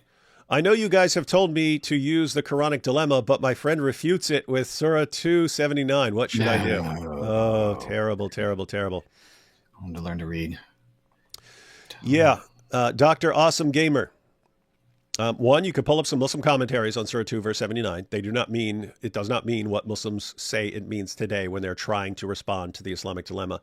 Even more effectively, go to the rest of Surah 2, which over and over and over again affirms the inspiration and the preservation and the authority. 279 in context, if you wanted to apply it to Scripture, he's talking to Jews in context. So this would be the Torah. This would be the Torah. Read the rest of what Surah 2 says about the Torah. And you go Surah 2, verses 40 to 44. So before 279, no, it says Surah 2, biggest chapter in the Quran. And so 279, you go before it, Surah 2, verses 40 to 44. What's Allah say? That he's affirming what the Jews have. You can go after it, especially 285. Look, you're talking 279. Just go to Surah 2, verse 85. It's 6 verses later. Take your friend to 6 verses later. You can also go to verse 91, 101, and so on. Surah 2, verse 85 tells Jews that if they only believe in parts of their book and not all of it, Allah will send them to hell. And you ask your friend, how does it make sense for Allah to be saying that only parts of the Torah are true in verse 79? And then just 6 verses later in verse 85, he says to the Jews, if you do not believe in all of it, all of the Torah that you have, Allah is sending you to hell. Right. So the point is, the interpretation that your friend is giving to Surah 2, verse 79 is ruled out by the entire rest of the chapter. It can't possibly mean, unless he wants to say Allah is insane. And that's what we want to ask him. So you're telling me Allah says, hey, believe in your book, believe in every word of your book. The book that you have is as good as gold. Your book has been corrupt. Hey, believe in all of your book, believe in every word of it. If you reject even a single word of it, I'm sending you to hell. And then right in the middle of all that, he says your book's been corrupt. It makes zero sense. What 279 means, according to the early commentators, you get a couple of things. One, it said that some Jews were worried about people finding out that Muhammad's a prophet according to the Torah, so they sat down and wrote something and said, "This is a description that doesn't sound like Muhammad." And they said, "Hey, this is what the Torah says." But notice, how would that corrupt the Torah? I could sit down and write something and say, "This is what the Quran says right now," and make something up. Has that changed the Quran? No, because the Quran's all over the world. Me writing something does not change any copy of the Quran, let alone the Quran around the world. So yeah, it makes no sense. The other interpretation is that these were just Jews writing blessings, because it says write something and say it's from the book for a little gain. The other interpretation is Jews are just writing blessings from the Torah and selling them, and that's what it's condemning. But what it can't possibly mean, because it would contradict the entire rest of the Quran, is that Jews corrupted their book. Makes zero sense. Makes zero sense. Not according to Allah, not according to Muhammad. He could have just very easily, if the Quran again is clear, said, hey, your books are basically a mixed up. You're mixing my words with your words. You're doing all this stuff. You're adding stuff. You're deleting stuff. And you're just leaving little fragments. These are blasphemous books.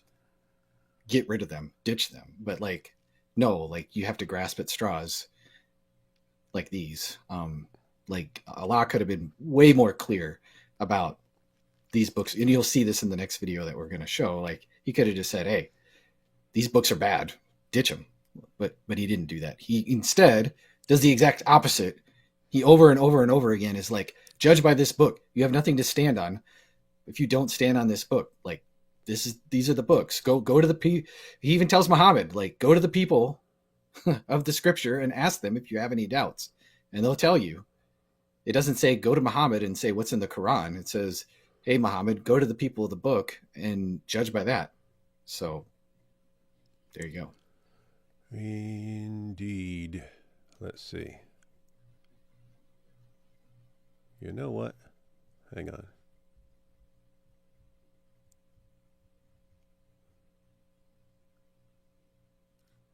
Just for kicks. Didn't want you to think that we're just making things up here.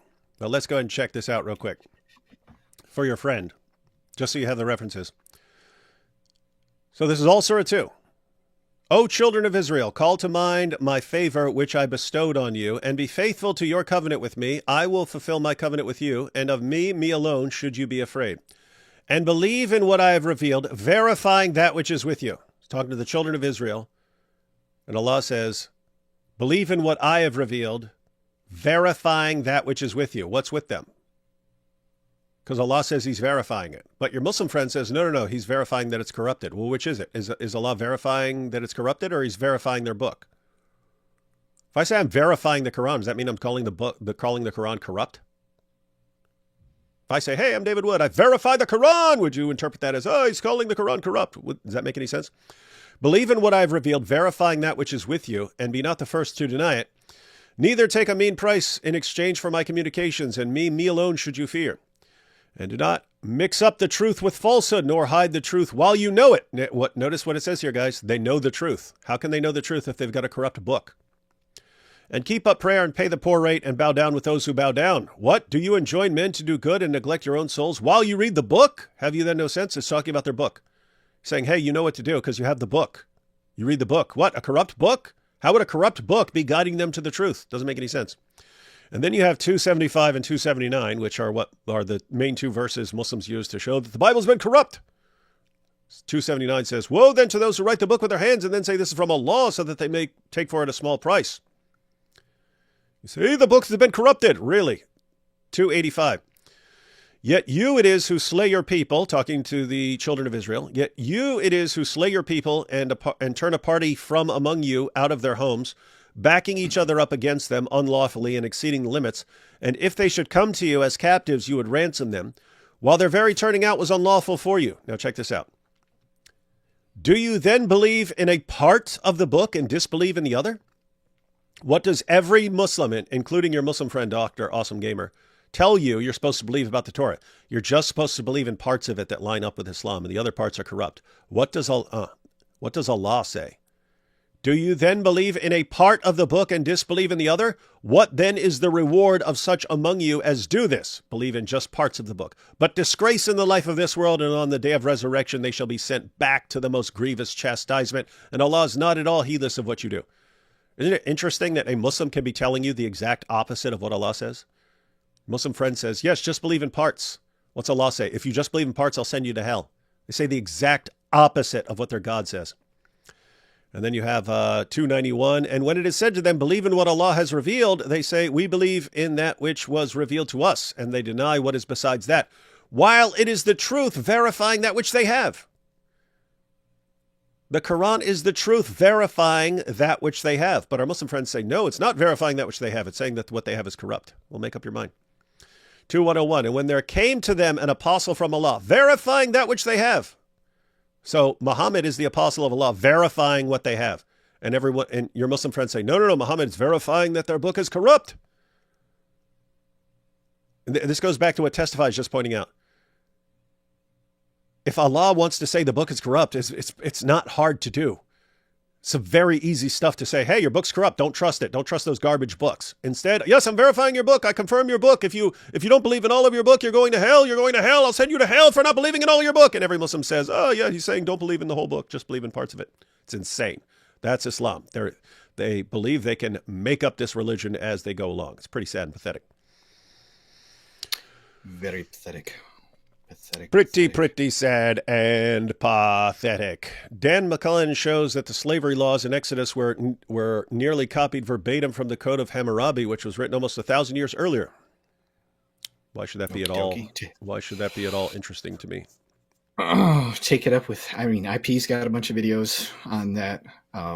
New Testament is my area of focus more. So, yeah, I go to IP. He's got a whole playlist dealing with those kind of things. I have no idea why this should bother me at all, though. How did the author of the Quran have access to pseudepigraphical works like the infancy Gospels in Arabia since it was impoverished? I just mentioned Justinian, the Emperor Justinian, kicked the heretics out. A bunch of them went to Arabia. And when you say access to the infancy Gospels, it doesn't mean he's sitting there with a copy of it or something like that. These guys were storytellers. That's what you did. They did not have TV. They did not have the internet. People came to town. They shared the stories that they're familiar with. And so it's not some great mystery on how they were familiar with these stories.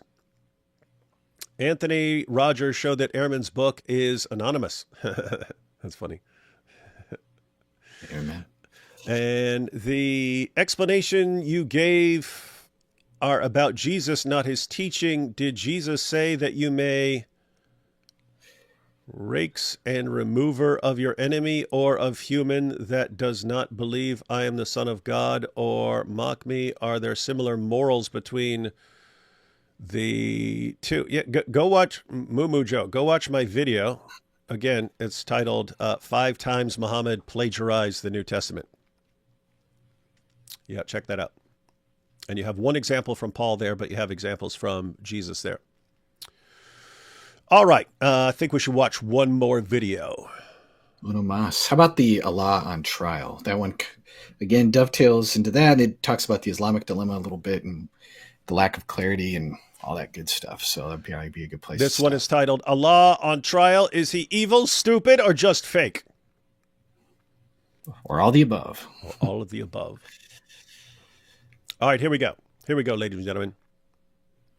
In a previous video, we saw that if Islam is true, then the largest false religion in the world, Christianity, is Jesus' fault. In short, if Jesus had properly taught his followers the one simple message, Allah is one, worship Allah, follow his commands, made sure that his book was actually preserved, warned his followers properly about false teachers, and told his followers that he wasn't crucified and raised from the dead, then Christianity would have never happened, and billions of people wouldn't be worshiping Jesus today. But instead, Jesus has caused more false worship than any human being ever. Bad Jesus. But perhaps we were too hasty. Another culprit must be cross-examined. The defense calls to the stand Allah. We have 3 accusations to make against the all-wise Allah. If Christianity really is a false religion, there were 3 actions taken by Allah that look highly suspicious. It's almost as if Allah wanted Christianity to succeed. Accusation number 1. At the center of this false religion, Christianity, is the belief that Jesus was crucified and rose again. But if this never happened, if Jesus was never crucified, then where did the Christians get this idea? Did they make it up? No. Allah made the crucifixion appear to them. Quran 4:157 says, "But they neither killed nor crucified Jesus. It was only made to appear so." The central event of the Christian false religion was all Allah's doing. All Allah had to do was nothing, and Christianity would have never started. If Allah wanted to stop Christianity, then why did he start it? Accusation. Everyone get the point? It's an important point. One of the most important points, and especially for discussions with your Muslim friends. So Muslims will, how dare you believe that Jesus died on the cross? And where'd we get that idea? Muslims want to say, hey, your book's been corrupted. Okay, I open my book and it says Jesus died by crucifixion. Who corrupted? Who corrupted? Oh, the Apostle Paul. No, read your own book. Allah corrupted it. Allah's the one. So guys, you catch that? We according to Muslims, have a false belief. We have a false belief in Jesus' death by crucifixion. Where did we get that false belief? You trace the origin back, right? So, like, suppose you believe some sort of lie right now. And I say, where'd you get that lie? And, oh, I heard it from so-and-so. okay, well, you believed so-and-so, so you had a problem. You shouldn't have believed him because he's a liar. But it's not your fault. You're not the one who lied. You believed someone else who told you a lie. And so shame on that other person. But right now what we're being told is we believe a lie about Jesus' death by crucifixion. It's like, okay, where'd we get that idea? We didn't make it up. We're the victims here. We're the victims here of this lie. Someone told us this lie.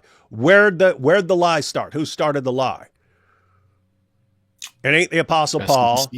It ain't later Christians. It ain't the Council of Nicaea. It's Allah. So Allah is the malicious liar who started this lie and got us all to believe in this lie. It's an important point to get your friends to wrestle with, because my experience, Muslims don't think through this at all. Right? They'll sit there. The Muslim view is, we have a better view than you because you believe Jesus, the innocent Jesus, died on the cross, where we believe Jesus was rescued. See, we have a better view.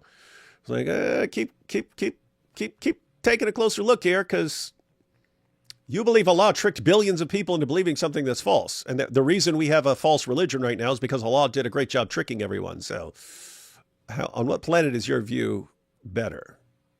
Interested to know. All right. Number 2. Let's go back to the year 50 AD. It's been about 20 years since Jesus was on Earth. The story of the crucified and risen Jesus is spreading like wildfire out of Judea and into the wider world. It's being proclaimed by people who think that they're actually serving Allah, but their false message is turning worship away from Allah and towards Jesus. If Islam is true, this is absolutely terrible. Christianity will grow to become the worst thing ever, the largest source of false worship in human history. What does Allah do? Allah could stop this blasphemy. Allah could make another prophet out of a speck of dust at any moment. But instead, Allah waited. Allah watched false worship and did nothing. After Jesus, how long did Allah wait before sending the next prophet to humanity? 50 years? 100 years? No, 570 years. For over half a millennium, the all-wise one watched on as the world was taught lies about Jesus and Allah. The supreme author sat on his hands while the world followed a false book. The all-hearing one listened as the world worshipped Jesus. The all-speaking one sent no messenger, no word, no reminder, no book for over 5 centuries. If Allah wanted to stop Christianity, why did he wait so long? Accusation number 3. Everyone get that? So Allah messes things up, and then a bunch of false teachings start spreading, and then instead of correcting them, Allah just lets it go. Just lets it go until it spreads and becomes the world's dominant religion. When he does send somebody, it's some Arabian dude who marries a 9-year-old and steals his adopted son's wife, and is a... In other words, the last person we would ever listen to, that's who Allah sends to correct a big mistake. Good plan. Good plan. Awesome plan. I like this plan. He is surely the best of planners. Yeah. Best of deceivers. Now he's the best of planners. Now there's another accusation. So. It's really good. It's really good. Powerful. All right. Accusation 3. Finally, 570 years later, Allah sends a prophet. By this time, there are 20 million Christians in the world. That's 20 million people who think they are worshiping the true God, but are actually following a false book. Obviously, Allah must convince Christians to give up their book. Christians, to be the true followers of Allah, must be told what you call the Gospels are actually corrupted. What you call the Gospels are not true books. What you call the Gospels were not given to Jesus. You must not read the Gospels anymore. So how did Allah communicate this vital message? Quran 5:46 through 47 tells us, "Then in the footsteps of the prophets, we sent Jesus, son of Mary, confirming the Torah revealed before him. And we gave him the gospel, containing guidance and light, and confirming what was revealed in the Torah, a guide and a lesson to the God-fearing. So let the people of the gospel judge by what Allah has revealed in it." Oh my goodness. Let's get this straight. Allah must tell Christians to reject false books that they call the Gospels. And yet, Allah refers to the true book given to Jesus as the Gospel. Allah needs Christians to reject the Gospels, yet says that Christians should judge by the Gospel. According to Islam, there's a book that Allah gave to Jesus. By the time of Muhammad, no one has seen this book for over half a millennium. No Christian alive knows that it ever existed, so obviously they don't have a word for it. So in his wisdom, what word does Allah use to refer to Jesus' book? He calls it the gospel. Allah refers to the true book using the very same word that the Christians use for their false books. Allah took the word that Christians use for their own made-up, false, blasphemous books and applied it to the true book. If Allah wanted to stop Christianity, why didn't Allah tell Christians to give up their book? Why did Allah make it highly likely that Christians would confuse their false books with Jesus' true book? Given these three accusations, there are three possible verdicts.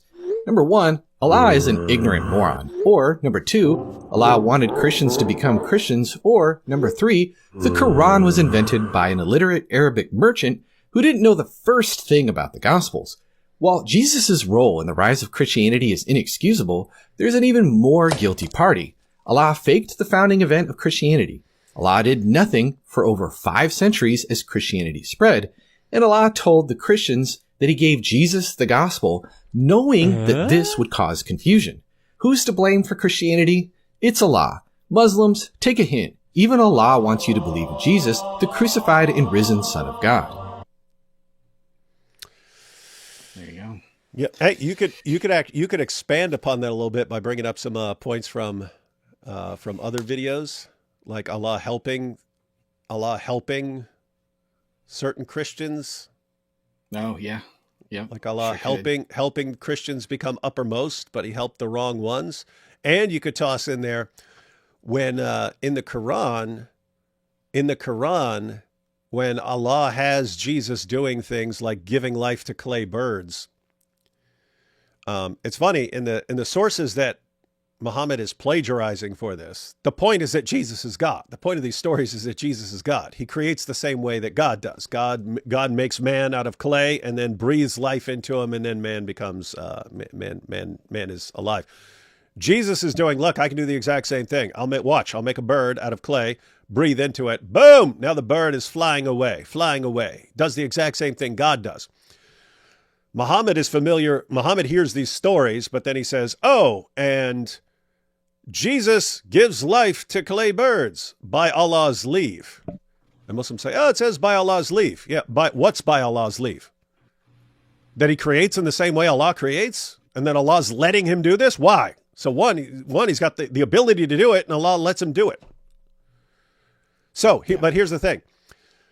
Doesn't Allah know when he has Jesus creating in the same way that Allah creates? Doesn't Allah know when he has Jesus doing all these things that people are going to conclude that he's God? So where do people get the idea that Jesus is God? From Allah. So you've even had Muslim commentators who believe, Shabir Ali has mentioned this, that belief in Jesus' resurrection was because after Jesus is miraculously rescued, Allah allows Jesus to appear to his followers to comfort them. Say, hey guys, I'm actually, look, I'm not gone, I'm still here. They misinterpret this as resurrection. But it's just funny, so now you could say even Allah's responsible for belief in Jesus' resurrection. So Allah, so guys, look, do the math here. Jesus' death, his resurrection, and his deity. Those are like the core elements of the Christian gospel. You could trace, according to Islam, you could trace all those back to Allah. Allah tricked people into believing that Jesus died on the cross. Allah allowed Jesus to appear to his followers, that's where they got the idea of the resurrection. And Allah allowed Jesus to do things that only God is supposed to do, convincing people that Jesus is God. You can trace all this back to Allah, and then Allah helps the followers of Jesus who affirm his death, resurrection, and deity, and he helps those followers become uppermost. In other words, guys, why is Christianity this big thing? Yeah, Allah. It's Allah. And it's funny too. Going back to the part about the gospel, we're told, no, you don't have the gospel that was given to Jesus. that's been corrupted, that's been lost, or something like that. Maybe there's only fragments of it in your gospels, but that's corrupted. You can't trust that one. But then, like, no, there's people that are supposed to judge by the gospel, and he uses the exact same word for this supposed book that existed at this time that they're supposed to judge by, ensuring that there would be confusion for. So, like, if you're tired of hearing Avery and David and Sam Shamoon and Jay Dyer and whoever else talking about the Islamic dilemma, whose fault is that? Like, it's somebody who's saying, oh, look, my speech is so clear. My speech is so clear. Let me call this blasphemous book, let me, that's just full of all kinds of other stuff, the gospel, just to ensure that Christians 2,000 years down the road get confused, and the rise of the internet happens, and there's this avalanche of apostasy. Well, whose fault is that? You could have called it like, no, that's not the gospel. You needed trust the book of light or something else, like anything else. But that's the term that he uses to ensure confusion. So the Islamic dilemma, stop pissing and moaning about it so much, guys. It's Allah's fault. He could have used a different word so that we didn't get those two books confused. But no. And then as he's saying that he's affirming the Injil, the gospel, which, by everyone, Injil is an Arabic transliteration that ultimately goes back to the Greek word euangelion. So he's affirming that this book is Greek. It's Greek. Euangelion, you transliterate that, it becomes Injil in Arabic. But he's also telling Christians that they have it, that they read it, that they are supposed to judge by it. So put all of that together. Put all of that together, ladies and gentlemen. Where did Christians get the idea that Jesus died by crucifixion? They got that idea from Allah. Where did Christians get the idea that Jesus rose from the dead? Got that idea from Allah. Where did Christians get the idea that Jesus is God? Got that idea from Allah. And then who are we supposed to listen to? We're supposed to listen to the Christians who became uppermost, who happen to be Christians who believe in Jesus' death, resurrection, and deity. Those are the ones who have Allah's stamp of approval. And then when the Quran comes along to correct our beliefs, it tells us that we're supposed to judge by the gospel, which affirms the inspiration, preservation, and authority. The Quran affirms the inspiration, preservation, authority of the gospel that we have, that we read, which affirms Jesus' death, resurrection, and deity. So Allah is a very strange God. This is a very, very strange God. All our false beliefs come from this strange God. He gives us all these false beliefs. Then he tells us we have to believe in people as the true followers of Jesus who affirm these things that are false. And then in order to correct us, we're supposed to go to our book, which affirms all these things as true. And that's supposed to correct us. This is insane, guys. This is totally insane. Yeah. It's like the more you pull on the thread, it's just the weirder it gets. And I like, there's no logical foundation. There's no evidential foundation. There's not like, okay, well, this is like the prior probability of this is really, really, really, really low. So surely Muhammad did some like really amazing verifiable miracles that we can verify this with. And it's like, well, we got these weird traditions 100 and 200 years later that we rejected thousands and thousands and thousands and thousands out of them. But trust us, guys, like these guys far, far away verified that Muhammad shot water out of his fingers and a rock talked to him. It's like, wow, just knock me down with a feather. That sure beats the resurrection, any day. Like you're not giving, like if there's absurdities that I can't understand and you go, okay, well, like only Allah knows best, but like, here's an amazing miracle to overcome all of that. That would at least be something that I could think about, but you guys don't have that. You just have a guy going around going, I'm just a warner. I'm just a warner. I'm just a warner. I can't do this stuff. Don't come to me for that.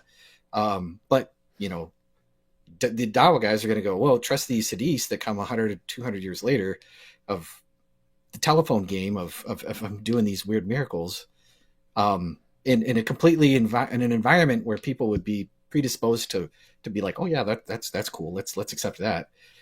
Versus we got guys who are preaching Jesus' resurrection in Jerusalem 40 days after the event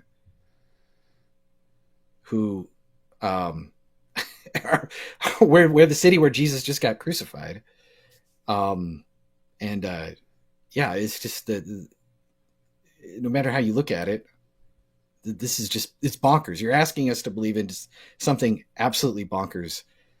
And on top of that, there's all the ugliness that comes with Islam. It's like, what do you guys have other than making babies and threatening people with the sword? I don't get it. I don't get it. And Trinity hard. Like, come on. And so it's, reject Trinity because Trinity hard. Allah says Trinity too hard.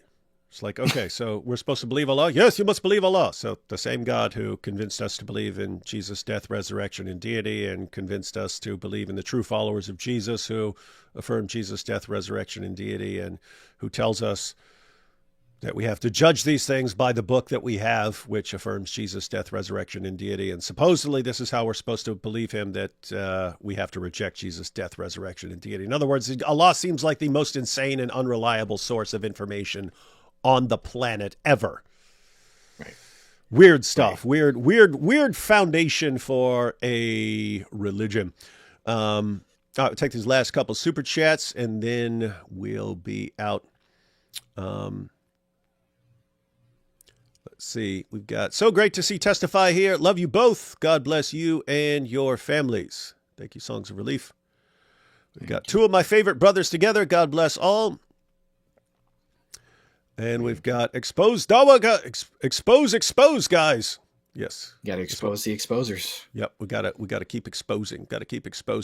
And guys, as far as exposing the Dawa guys, we watched a few of Testify's videos. Notice these are very short videos, easy to understand, lots of graphics, making what is at the end of the video a very simple point. Frequently saying, okay, look at the evidence. It's either this or this. Pick one. Which one is it? Or it's this or this or this. Pick one. And so these are very, very helpful videos. One, they're helpful as far as learning an argument. So you watch the video, get your mind around the point, learn the verse or two, and then use that in your discussions with Muslims or for sharing purposes, sharing it on social media and so on.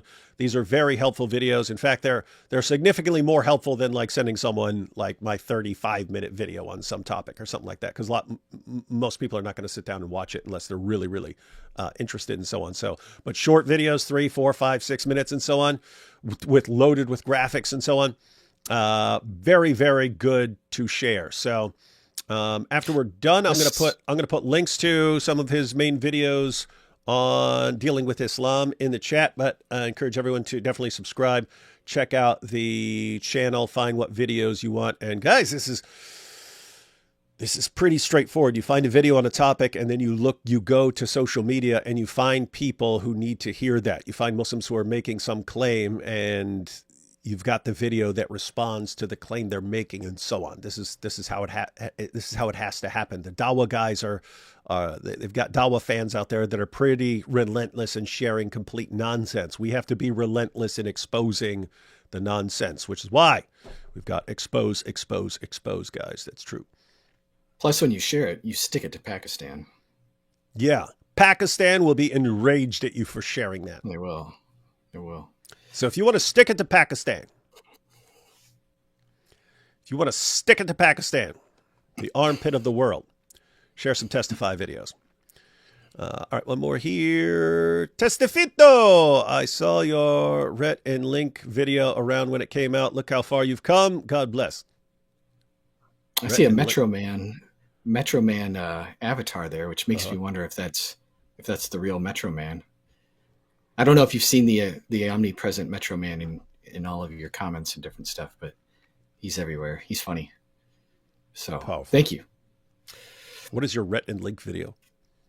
I think it was just, I don't remember which one of them. They just basically said that this is a long time ago, but the trilemma was bunk because Lewis never considered the legend option.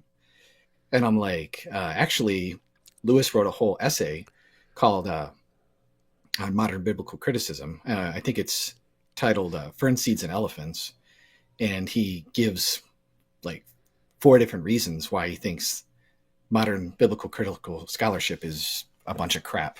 And he is a literary critic, and he's been critiqued by other literary critics. And so he kind of uses that background to say, like, no, the methods that they're using are pretty poor from an epistemological standpoint, or they're just biased against the supernatural and different stuff like that. So yeah, it was a long time ago though that I put up that video. So let's see. Just bought a set of books with Aristotle, Plato, Nietzsche, Machiavelli, and Rousseau, and any other philosophy I should pick up for Dawa or apologetics. If you're talking about Dawa and apologetics, probably a logic book, or even a good website, or some good videos on logic, going through some basic fallacies. If you get a logic book, or you're on a website or something like that has logic, there are tons and tons of fallacies and tons and tons of things to learn, but there are some that are especially relevant because they keep popping up in Dawa. So you'll know them when you see them. There are certain things like, straw man and things like that, that are especially relevant with Dawa. So, if they're looking to really master the Islamic dilemma, Gordon Nichols got a really good book, The Gentle Answer to Muslim Accusation of Biblical Falsification, that I would strongly recommend. And then he also has a commentary with other people. He's like the main editor of the Quran. Those are 2 really helpful resources. So Gordon Nichols is a good resource. And you have Metro Man, the defender of metrocity. Where were you this morning in my video, Metro Man? You're normally first. And people were even in the comments being like, where's Metro Man? Where's Metro Man? So did you retire to become Music Man? Not cool, Metro Man. Allowed him to keep. You're going to let Megamind run amok in my comment section? Anyway. All right, everyone. So, definitely want to check out Testify's videos. And again, 2 things. One, when you find an argument you like, learn it. That is the most important. That's the most important thing. But also, other thing to do is share it. Share the videos. Share the videos. That's it. That's it, guys. Islam is doomed. Islam is doomed if the problems become common knowledge. It's doomed. You're finished. How do these things become common knowledge? People watch them and share them. That's how it happens. So it's all on you, guys. It's all on you. All right. Any final thoughts before we sign out there? Testify. No, just thanks for having me. I've been a fan of yours for a long time. You're the granddaddy of. Sorry, that's terrible. I don't mean to make you feel old, but I feel old, so you're good. That's okay. I'm in my 40s, so it's fine. But just appreciate being on with the man, the myth, the legend, the guy who's been doing Christian apologetics on YouTube for so long. It's definitely an honor, and so thanks so much for having me. And the fact that you like my stuff is high praise indeed. High praise indeed. And anytime if you're ever making a new video where you're like, "Ooh, I got something really, really awesome," you got my contact info. We could always do an episode actually. Watch your video, which I'm sure will be short, 5 or 6 minutes, but we could also do a live stream where we go in detail and explain how to use it and stuff like that. So, yep. Cool. Awesome. Do yeah, definitely. All right. On that, so.